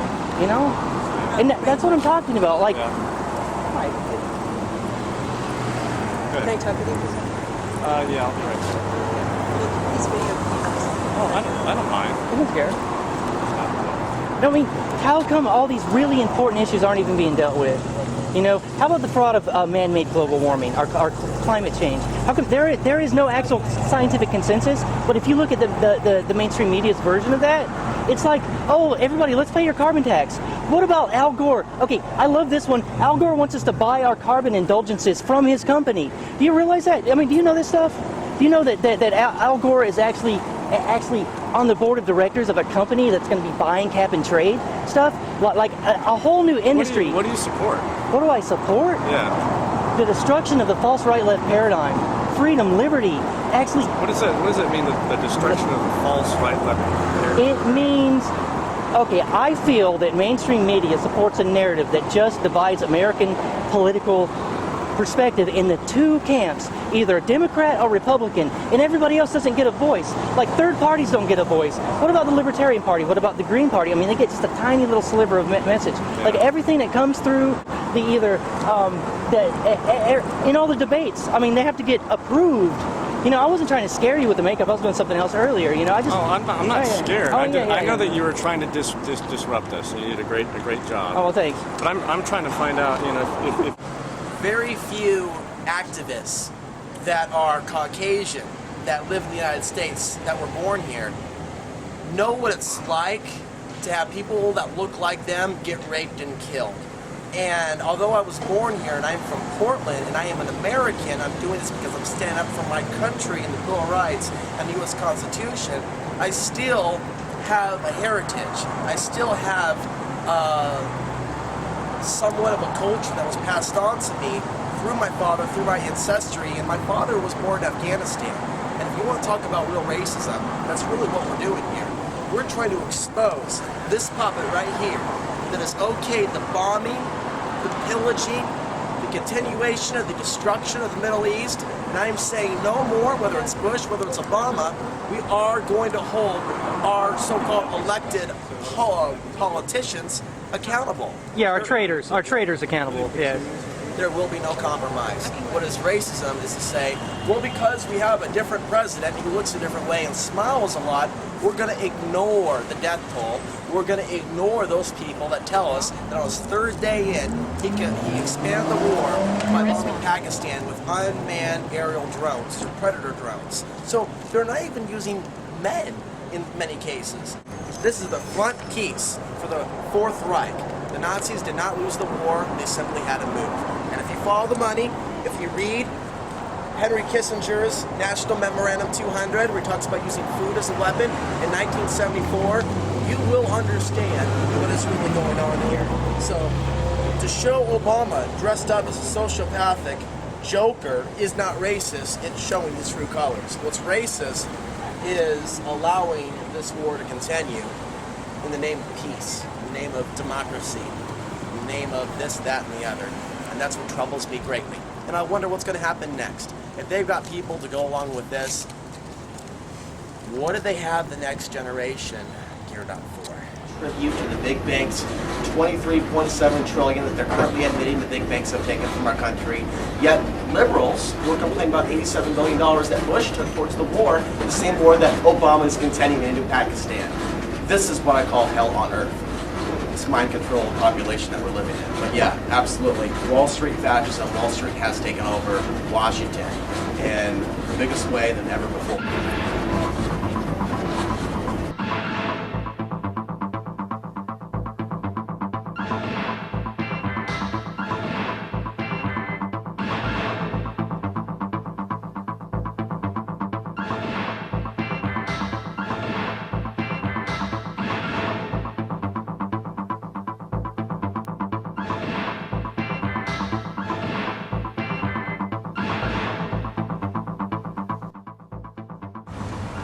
Obama and McCain, essentially exactly one and the same. Follow the money. We got a Joker-like sociopathic killer in control of D.C. Kids are dying. Women are getting raped. It's still going on. In fact, it's getting much worse. And next, it's going to happen to us in the U.S. Just because we have a Democratic president doesn't mean we still don't live in a perpetual nightmare police state. Hi! Hi! I'm your loving leader, Obama. Give me another $5 trillion for the bank. We need it so much. Yes, we can. Yes, we can. Obama's gonna bring happiness. He's gonna bring freedom. Obama's gonna change it. Obama's gonna lead. He's gonna wipe my butt. Obama's gonna buy my groceries too. Obama. He already gave us a little foreplay before he really screwed us. All right. We're about the only group in Portland that's out and about today for the Obama Joker contest. Portland, there's a lot of people here. This is Obama stronghold. We are in what could be called enemy territory, Kool-Aid drinking territory, so might be a little dangerous, so wish us luck. At Waterfront Park. What if we took that amount of people? My father's from Afghanistan, Pakistan. This is a racist, forthright Nazi government. It doesn't matter who the butt is. The people are still dying in Pakistan. They're still dying in Afghanistan. I'm not going to let it happen. People that look like me get killed. People get raped. Women get raped from my father's country. 9/11 was an inside job. 9/11 was an inside job. You know that, right? They caused them. But I heard you said Obama. Oh, you think they're going to change things? Yes. He doesn't like,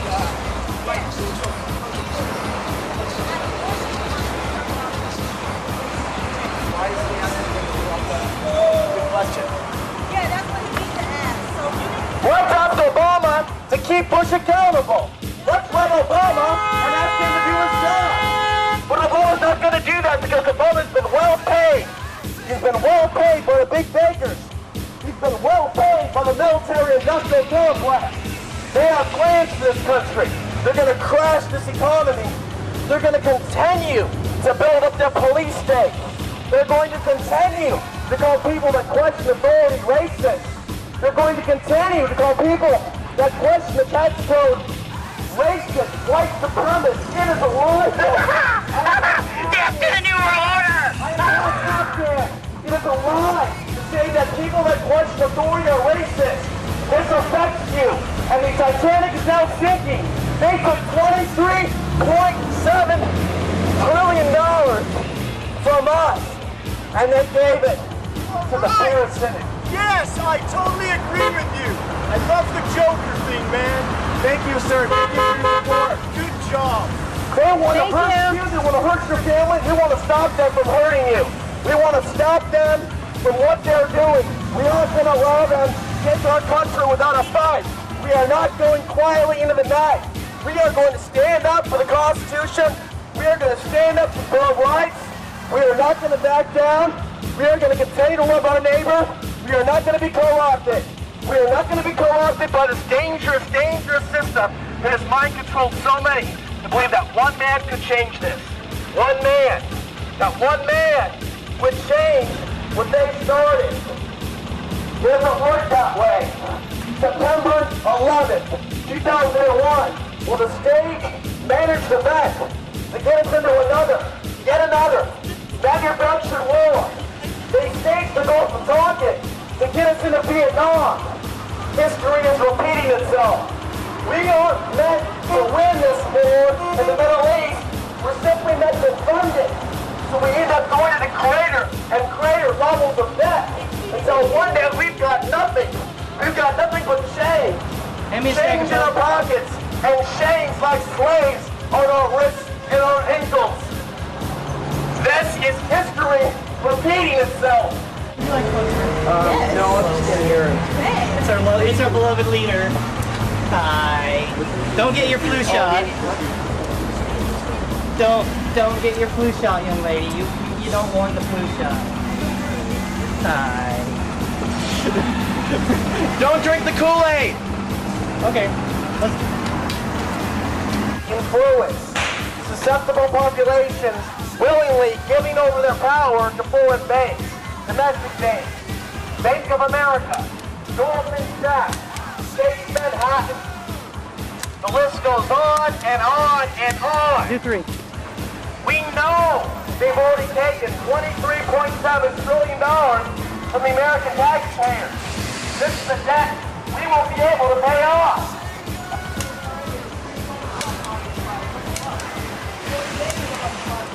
What's this? I'm going to ask this voice to take this. This is going to stop. This is going to slow down this manufactured depression. When they get us into a situation we can't pay our bills in this day and age, we are easier to control, easier to be robbed of our land, our heritage, our very culture. It is being eroded with this new fascist form of globalization. This is the new world order. Hi, Mr. Jones. I just want to let you know that people in Portland are participating in your little contest. Hi. So we are divided as a people. If we are divided as a people, evil doggy. If we are divided, we are easier to control, to dominate, to take over, to rape, to molest.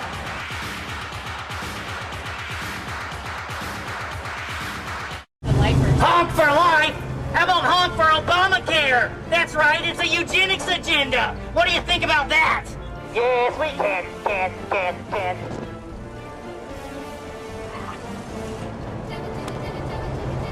That's right. You can. You can join the empire. Yes. Brzezinski's force of imperial mobilization. That's what Obama's going to get. He's going to get it for his banker masters. Yes. Come on, repeat after me. Yes, we can be shock troops for the New World Order. Yes, we can. Pretty soon, the only jobs will be for the police state. That's right.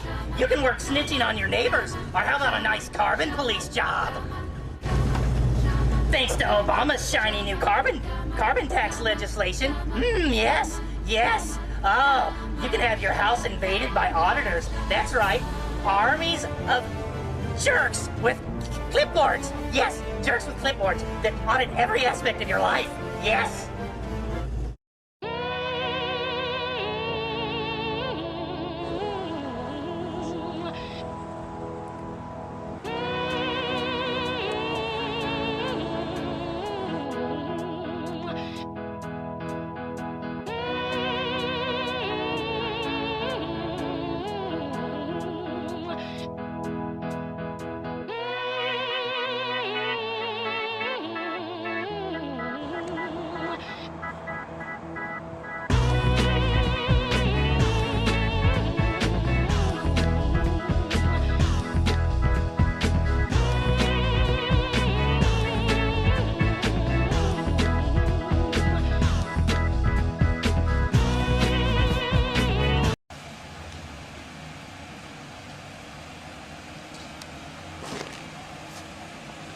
He's talking on the cell phone.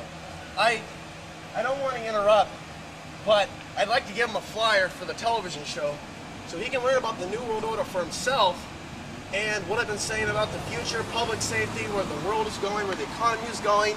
I mean, what's our plan here when we start laying off more Portland police in terms of public safety? I think now's the time to have conversations with cops.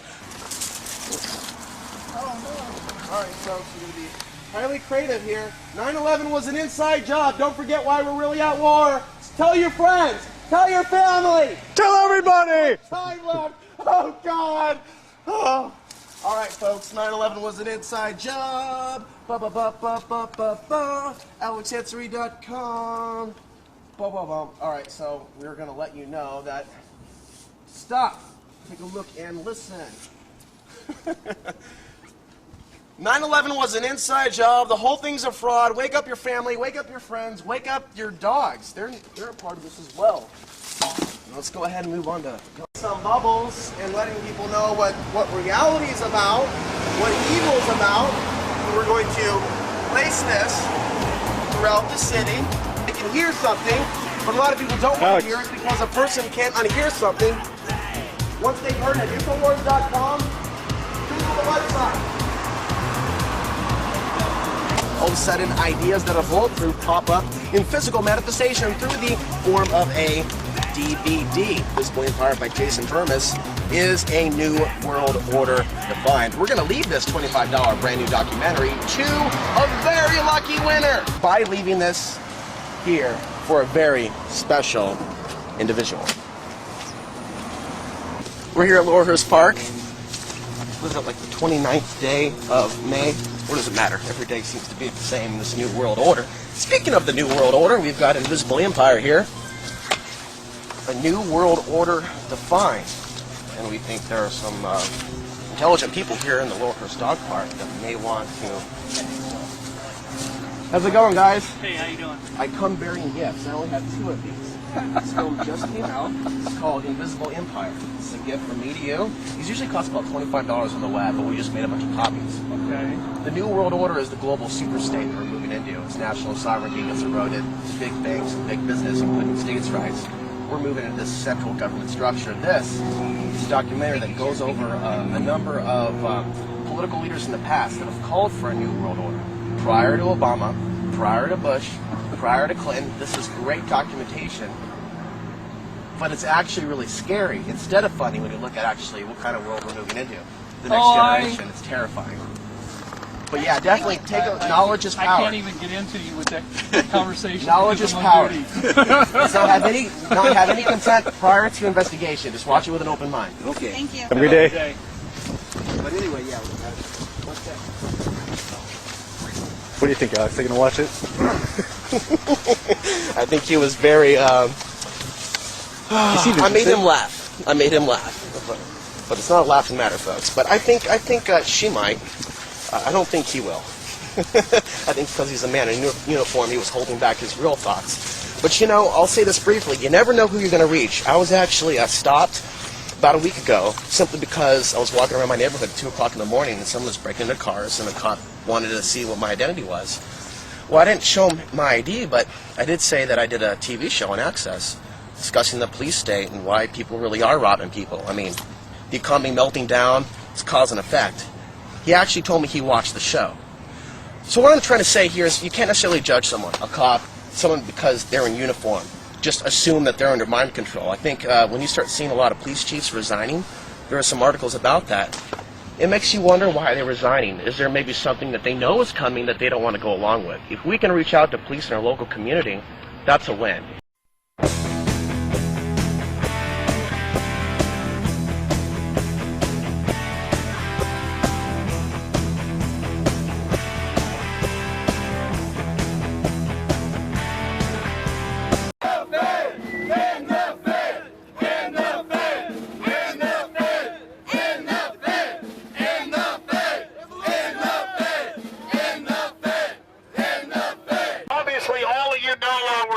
To draw media attention to the real parasites, the real criminals, the real warmongers. And it's over. Democrats have now learned that the Democratic Party is a pro-torture, pro-war, pro-Wall Street corruption, crony capitalist, anti-free market garbage. And all they offer is indentured servitude, living on the globalist plantation. And now the Republicans are waking up to the fact that their party's totally controlled and a bunch of bloodthirsty warmongers. That's why all of the mainstream dinosaur media first ignores and then attacks Ron Paul, because Ron Paul has always stood for the same thing: common sense and the Constitution, and not being a murdering, warmongering nation run by a bunch of criminal, ruthless corporations. And the beginning of the end of the criminal Federal Reserve has begun!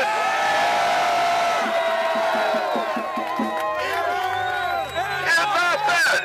In the Fed! In the Fed! Osama bin Bernanke has come out and said he supports the Occupy Wall Street movement.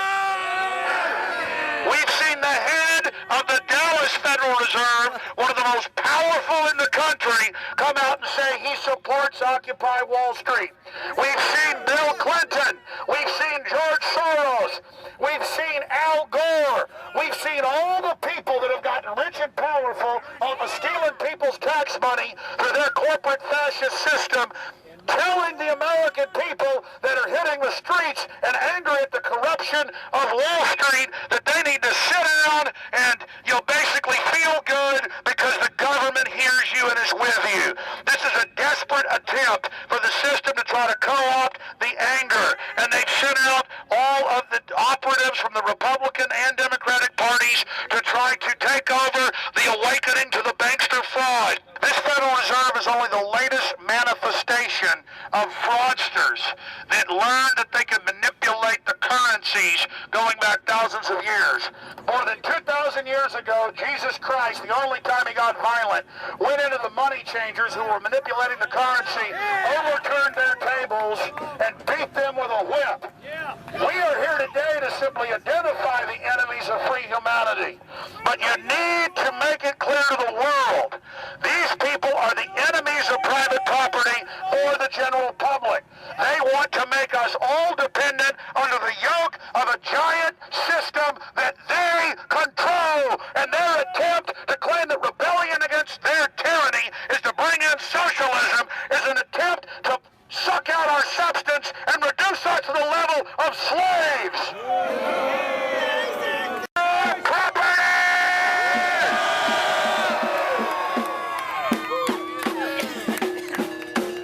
We see you!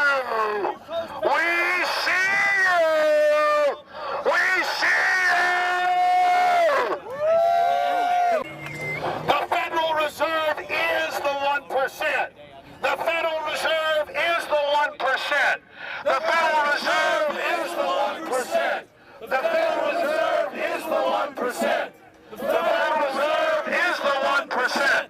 The Federal Reserve is the 1%. In Pioneer Plaza after. What's that? Yeah. Pioneer Plaza tonight is where they're occupying, and if you can go and talk to them. I agree. Okay. Look, I want to get a picture. In the Fed! In the Fed! In the Fed! Right here. When Obama started the bailouts, it was our people in the streets telling America that they were going to have to pay it back. We had men on the streets asking these people, who do you think is going to pay this money back? People said, oh no, or maybe us, and kept on walking. It is you good people out here today who stood up for the truth and said, America, you are going to have to pay the price. And it is you good people who are out here today on the streets protesting the same thing. I thank you all. I love you all. You guys rock! He's Ron Paul? Yep. Run for mayor. He's a good guy, man. He goes, what is that? He's going. The Federal Reserve is wanted for their crimes. And just because they sent some slack-jawed con artist, you're going down, Bernanke! People who are occupying. There are people occupying here in Dallas. There are people occupying in Austin. There are people occupying everywhere in this country. We need to Look at this. This is what the Federal Reserve is scared of right here. This is the first $5 billion, the 40-something billion that Kennedy was going to issue in the 3 months before they killed him. Executive Order 11110. Executive order. It says U.S. note, and it's still fiat, but it's not Federal Reserve. Just like these silver. Kinda. Just like these. They are silver coins. Yeah, that's a 1937. Just like, look at the difference between those quarters and the fake ones. And then this was basically a certificate for the real thing, at least backed up by the government, not backed up by the private Federal Reserve. And look at it. On it, it's a United States of America, United States note. Look at the top. Look at the top right there. Federal Reserve. United States note. And he issued a couple $2 billion of these, 4 or 5, I forget, and they blew his head off. This was the real reason they killed Kennedy. He was going to end the Vietnam War, all of it. And again, he was pro-war until they came to him and said, let's blow stuff up and blame it on the Russians and have a war with the Cubans, with Operation Northwoods. And then he started reversing all that. But, a fellow brought this up for me to sign it. But, I mean, here it is. He only issued $4 or $5 billion worth of these. United States note, not Federal Reserve note. Still not completely real money, but not private bankers getting to issue the currency. Amazing information. Who's ready for James? Fella, here you go, sir. You are the beginning of the awakening. You are the people that have woken up out of the deep trance. We shouldn't get mad at our average fellow Americans. I know I do sometimes. They are in a deep sleep, literally in a matrix of disinformation. And it is our job to wake America and the world out of their sleep of deception. It is time to unlock the power of the human soul. America and the world must awaken. Wake up! Wake up! Wake up! Wake up! Wake up! Wake up! Wake up! Wake up! Wake up! Wake up! Wake up! Wake up! And I know we're going to beat these people because we're gaining ground on them every day, and because we do not have a choice. You got to flip it around. Yeah, there you go. Hit it with the button. I'm now giving the camera an awesome back around. Let me show you. No, here, look. You got to hit the other way so it's actually aimed at you here. But we're going to look back on this decades from now, and we're going to win this thing. We're beginning to turn the corner on these people, and they're going to look back on this like 1774, long before the kickoff of the info war that's going to destroy the globalists worldwide.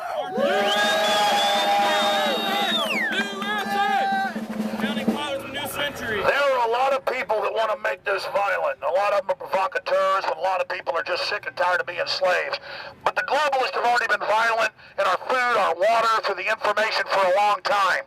They want to start a fight now because they know we're gaining on them every day. We've got to wake up as many people as we can, and don't worry, the globalists are going to start more and more fights, but we always attack on the defense. And when the time comes, the sleeping giant is going to be fully on its feet, and we're going to smash the New World Order into slag.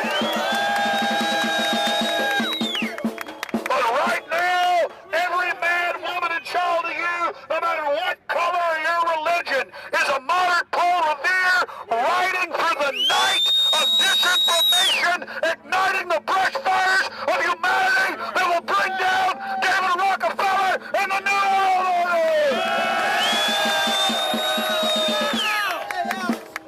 This is only the beginning of the rise of the Republic, the rebirth of the Republic. Restore the Republic. Restore freedom. The New World Order was destined to fall from the foundations of the earth.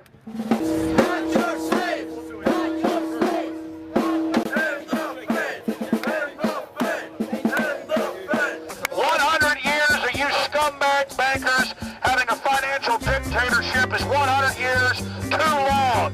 And yes, we must press in Congress for no new charter of the Federal Reserve. We're not going to bring down this criminal system overnight. But every little bit is going to bring down these globalists.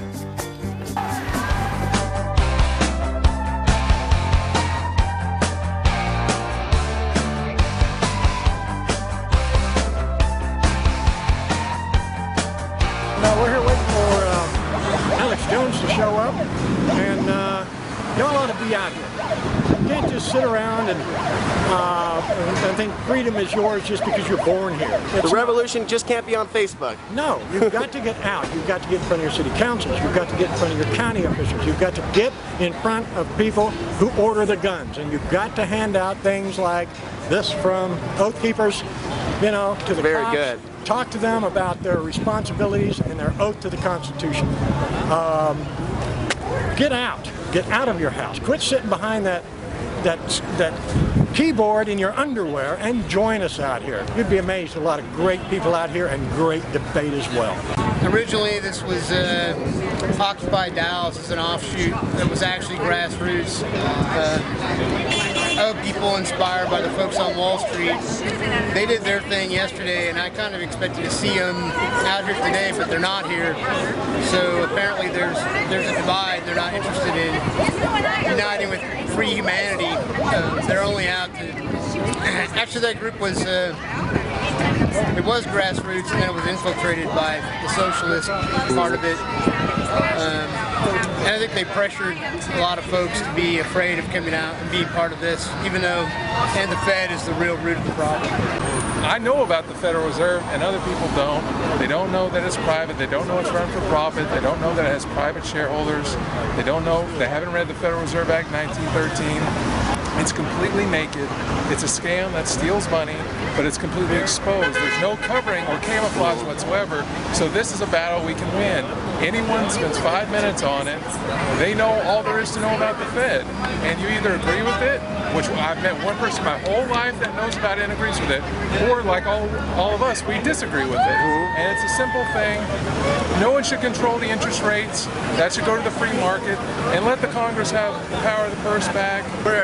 Occupy Dallas is staying at Pioneer Plaza tonight.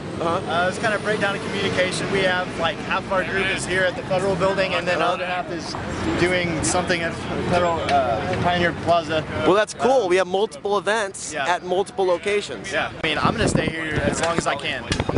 Plan on being the last one out here. I'm sure a lot of people here have the same feeling. I'd say as long as Occupy Wall Street's going on, I'm going to be here. Cool. So, I'm just out here trying to do my part instead of sitting at home on my ass watching sports. I'm out here trying to make a difference, you know? Cool. There's more important things in life than watching the Jersey Shore and the football games. Yeah. It's out here actually trying to spread the message and plant the seed within these people who don't realize what's going on. You came from Oklahoma City. Yes, and I'm here to protest against the corrupt government that I was always told was coming. Yeah, so this is not new to you. It's now just coming to fruition. All the stuff we've heard for years. My parents told me this stuff was coming. For the longest time, I just didn't know how to see it till the last 6 months. Yeah. And now I can't stop reading about it, researching it, protesting it. The very banks on Wall Street that all the well-meaning people are protesting right now are the Federal Reserve System. We don't know which ones because the Federal Reserve System is a private company. They consider it trade secrets. We do not know if it is Goldman Sachs. We do not know if it is Wells Fargo, but we can suspect that it is. The fact that we can't find out what the Federal Reserve is doing with our money, the fact that we cannot find out that the Federal Reserve is conducting foreign relations overseas without the advice and consent of the Senate, which is a felony. It is a violation of the Logan Act.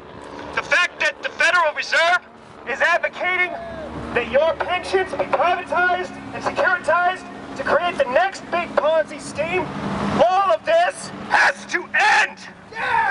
I'm just here to get the word out that the Federal Reserve is a private bank. I mean, we need to get people to come to terms with that first. It's a private bank that has seized control of our monetary system. We can get to all the other issues later. It's a private bank.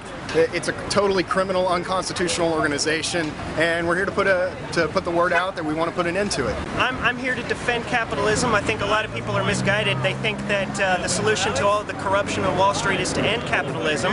I don't think they have a particularly good understanding of economics. We don't have a capitalist system. We have what I call and what Dr. Webster Tarpley calls a corporate finance oligarchy.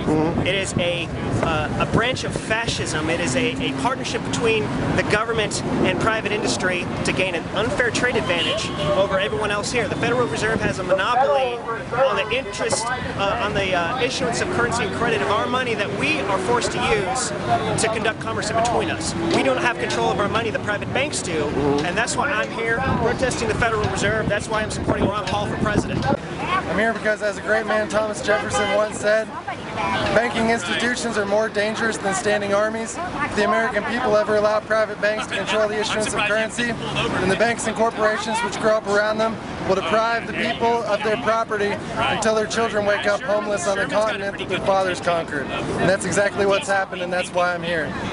It's owned by 6 mega banks that nobody knows who it is or can tell who it is. They won't let us know because you see the private property sign on the Federal Reserve property. It's private. It is not ours. We do not own it. As many of you as you work, I want to make sure y'all get your pensions. I still offer free hugs. Can you add your consent? You guys know where I was going. Everybody knows all these shows I do.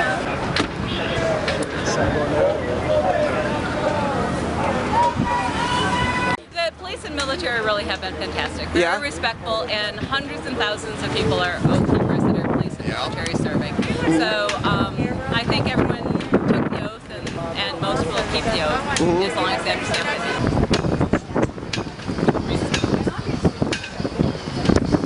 The Federal Reserve, it's stealing money from us every day, and our economy is collapsing. And instead of, focusing on the small problems, we should... Hey, let's give it up for Ron Paul! Yeah? Ron Paul! Yeah! Let's give it up for the Dallas police officers. They're doing a good job today. Thank you very much, Dallas police officers. Do you guys like the protest? Love it. It's cooler than yesterday, huh? It's a little different. Yeah.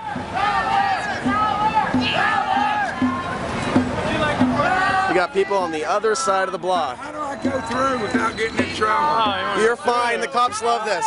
Power! Power to the people! Power to the people! People power! People power!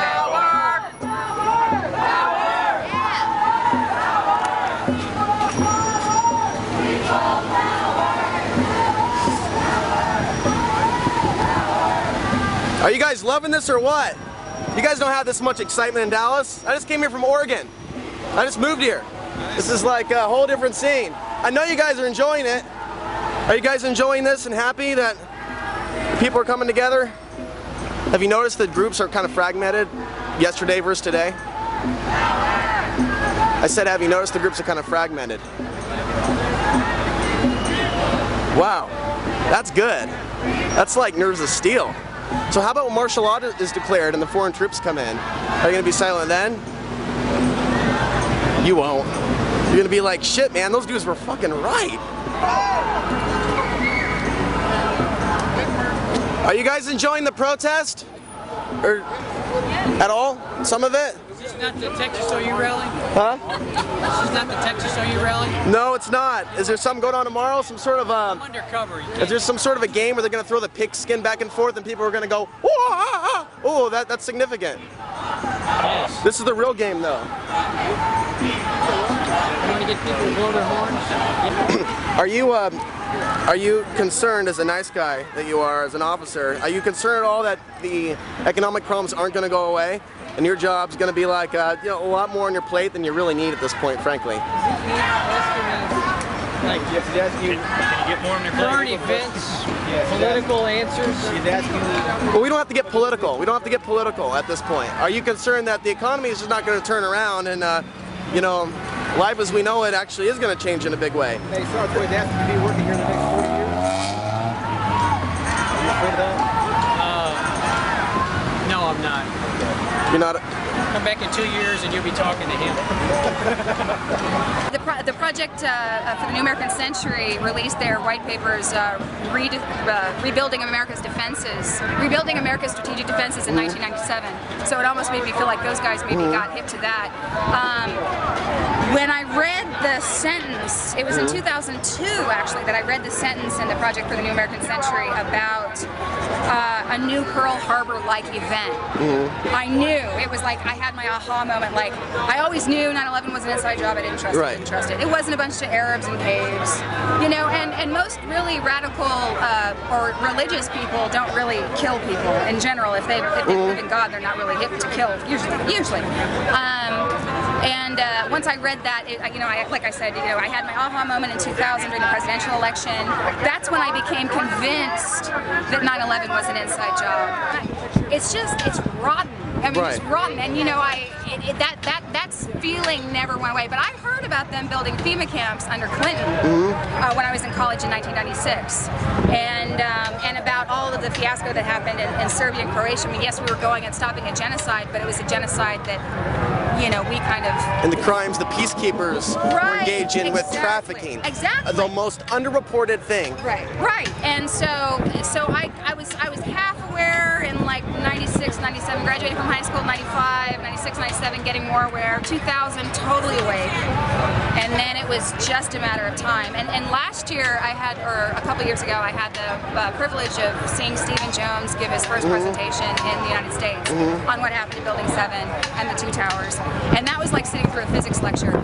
But you know, this button-down pink shirt, you know, khaki wearing Mormon guy, okay, was the farthest thing from a hippie revolutionary that you could ever, and he wasn't saying inside job, but you know, the evidence, I mean, the fact that NIST didn't even acknowledge the presence of thermite is stupid. I mean, it's unbelievable. They didn't even check for it.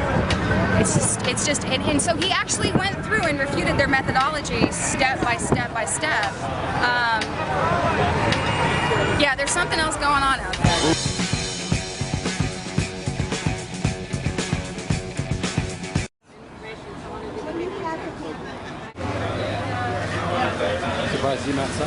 You think it'll start right at 7? Or there'll be a little time? He's right there, so probably not. I'm at the Alex Jones event, and I'm having my bag checked. There you go. You can open it up. Yeah, you're going to have to open it.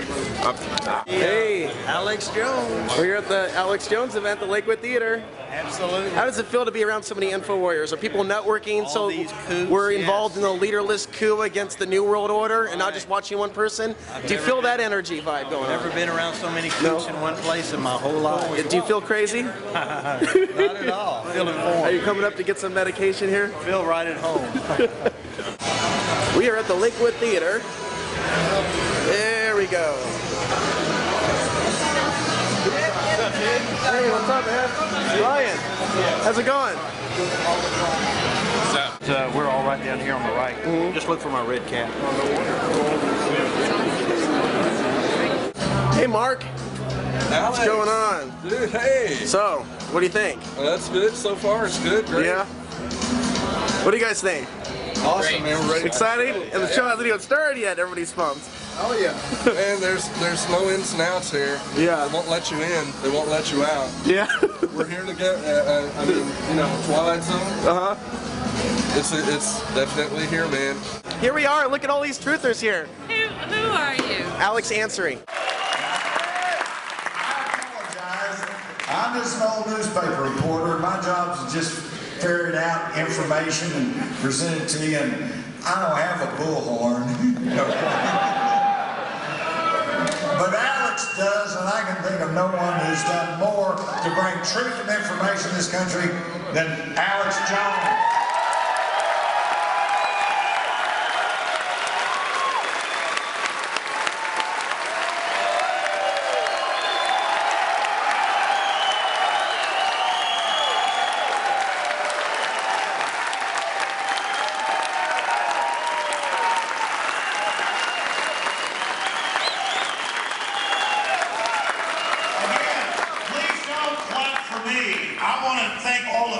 Coming out here, and I want to thank you for caring about humanity's future.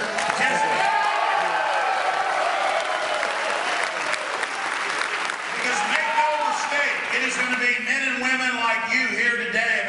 color, creed, or religion that are going to decide the fate of our society and this world.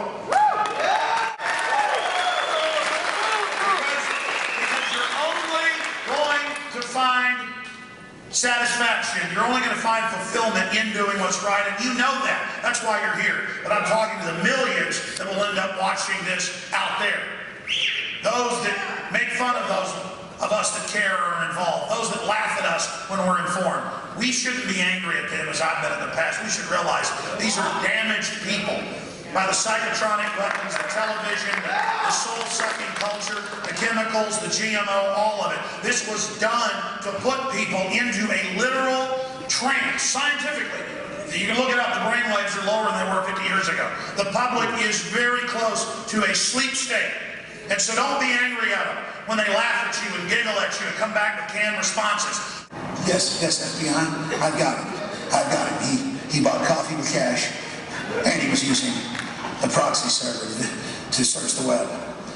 Yes, I've got one of them. He's definitely a terrorist. The dramatization.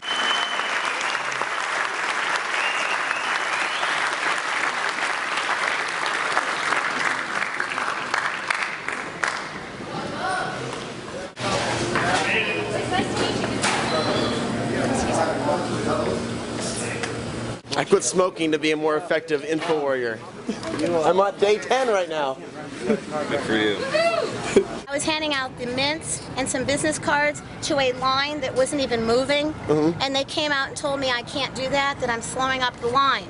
So then he left, he came back, and I still was handing him out a little bit, and then he came back and I just said, the line isn't even moving, you know, what's the problem? And he says, the property manager said that you can't do this. He doesn't want you here. And what is it that you're trying to do? I was handing out 2 Ron Paul supporter type people contact information so that after they hear what Alex Jones has to say, they have a way to get involved and do something that could make a real difference, you know? Right here in Dallas, and it's very frustrating because the people going in that place are fighting what happened out on the sidewalk. Right. You know? And so what they said was it was private property and that I had to move off. But what I did was I handed, at the end of the line, handfuls of these and asked the people to hand them forward. And everyone got them. So there's another way to skin a cat, and we need to keep finding those ways because we're not going to, you know, give in. You know? Thank you very much. Thank you very much. Okay. And it's not just they're trying to protect our markets. Then you find out that they've got all these endless white papers, as many as you can ever read. Every day, Aaron Dyke's doing research, and others in my crew bring in. This is on the Rockefeller Foundation. This is on the Carnegie Foundation. This is on the Ford Foundation. Here's a Planned Parenthood document. Oh, where is it? It's on, you know, this university site, archive, talking about how in the 30s, 40s, and 50s, we got to shut food off to people to kill them. And then some people say, well, there are too many people. That's what matters. None of us are perfect. And the system will try to tell us how we're bad and how we're impure and how we're not good. None of that matters. It's our hearts that matter. It's what we stand for. It's who we are and the vital equation that matters. Do we serve light or do we serve the murdering, destructive darkness? That's the question that you must decide, and it's a decision you must make. The system tells you there's not that decision because that decision is there, and that decision is where all the power in this universe resides. As Martin Luther King said, the universe bends toward justice. Providence is on the side of justice. Can't do anything about it. So we've gone from denying this is going on to, okay, it's going on, but you can't do anything about it. We stand up, the only one garbage. That's right. That's right. When the enemy comes in, the Spirit of the Lord will lift up the standard against it. And I hate to preach at you, but that's just what comes out of me as we face this evil. Because the New World Order, they believe, and let me tell you what they believe in. You can give it any name you want, and quite frankly, devil ain't evil enough for it.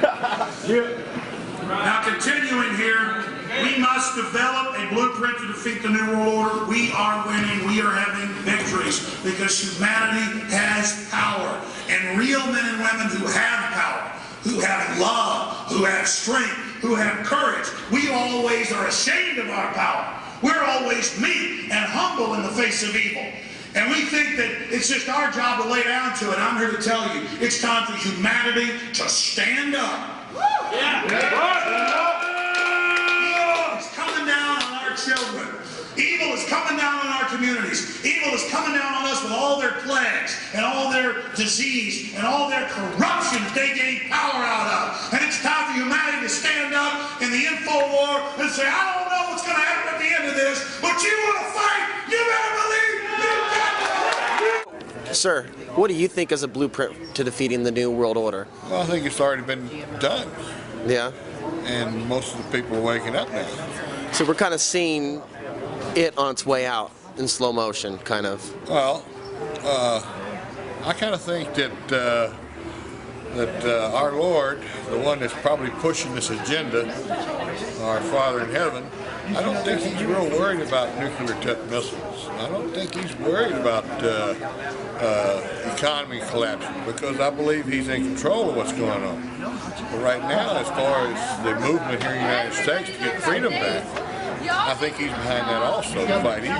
That's what Alex Jones is talking about also, to fight evil. So I think this is very important. People have to remember to fight, never, as one guy said, never, never give up. And that's what a lot of people are doing nowadays, giving up, because they see the pile of evidence as far as destruction of mankind. So they've given up, but don't ever give up. We all have faith, we all have hope.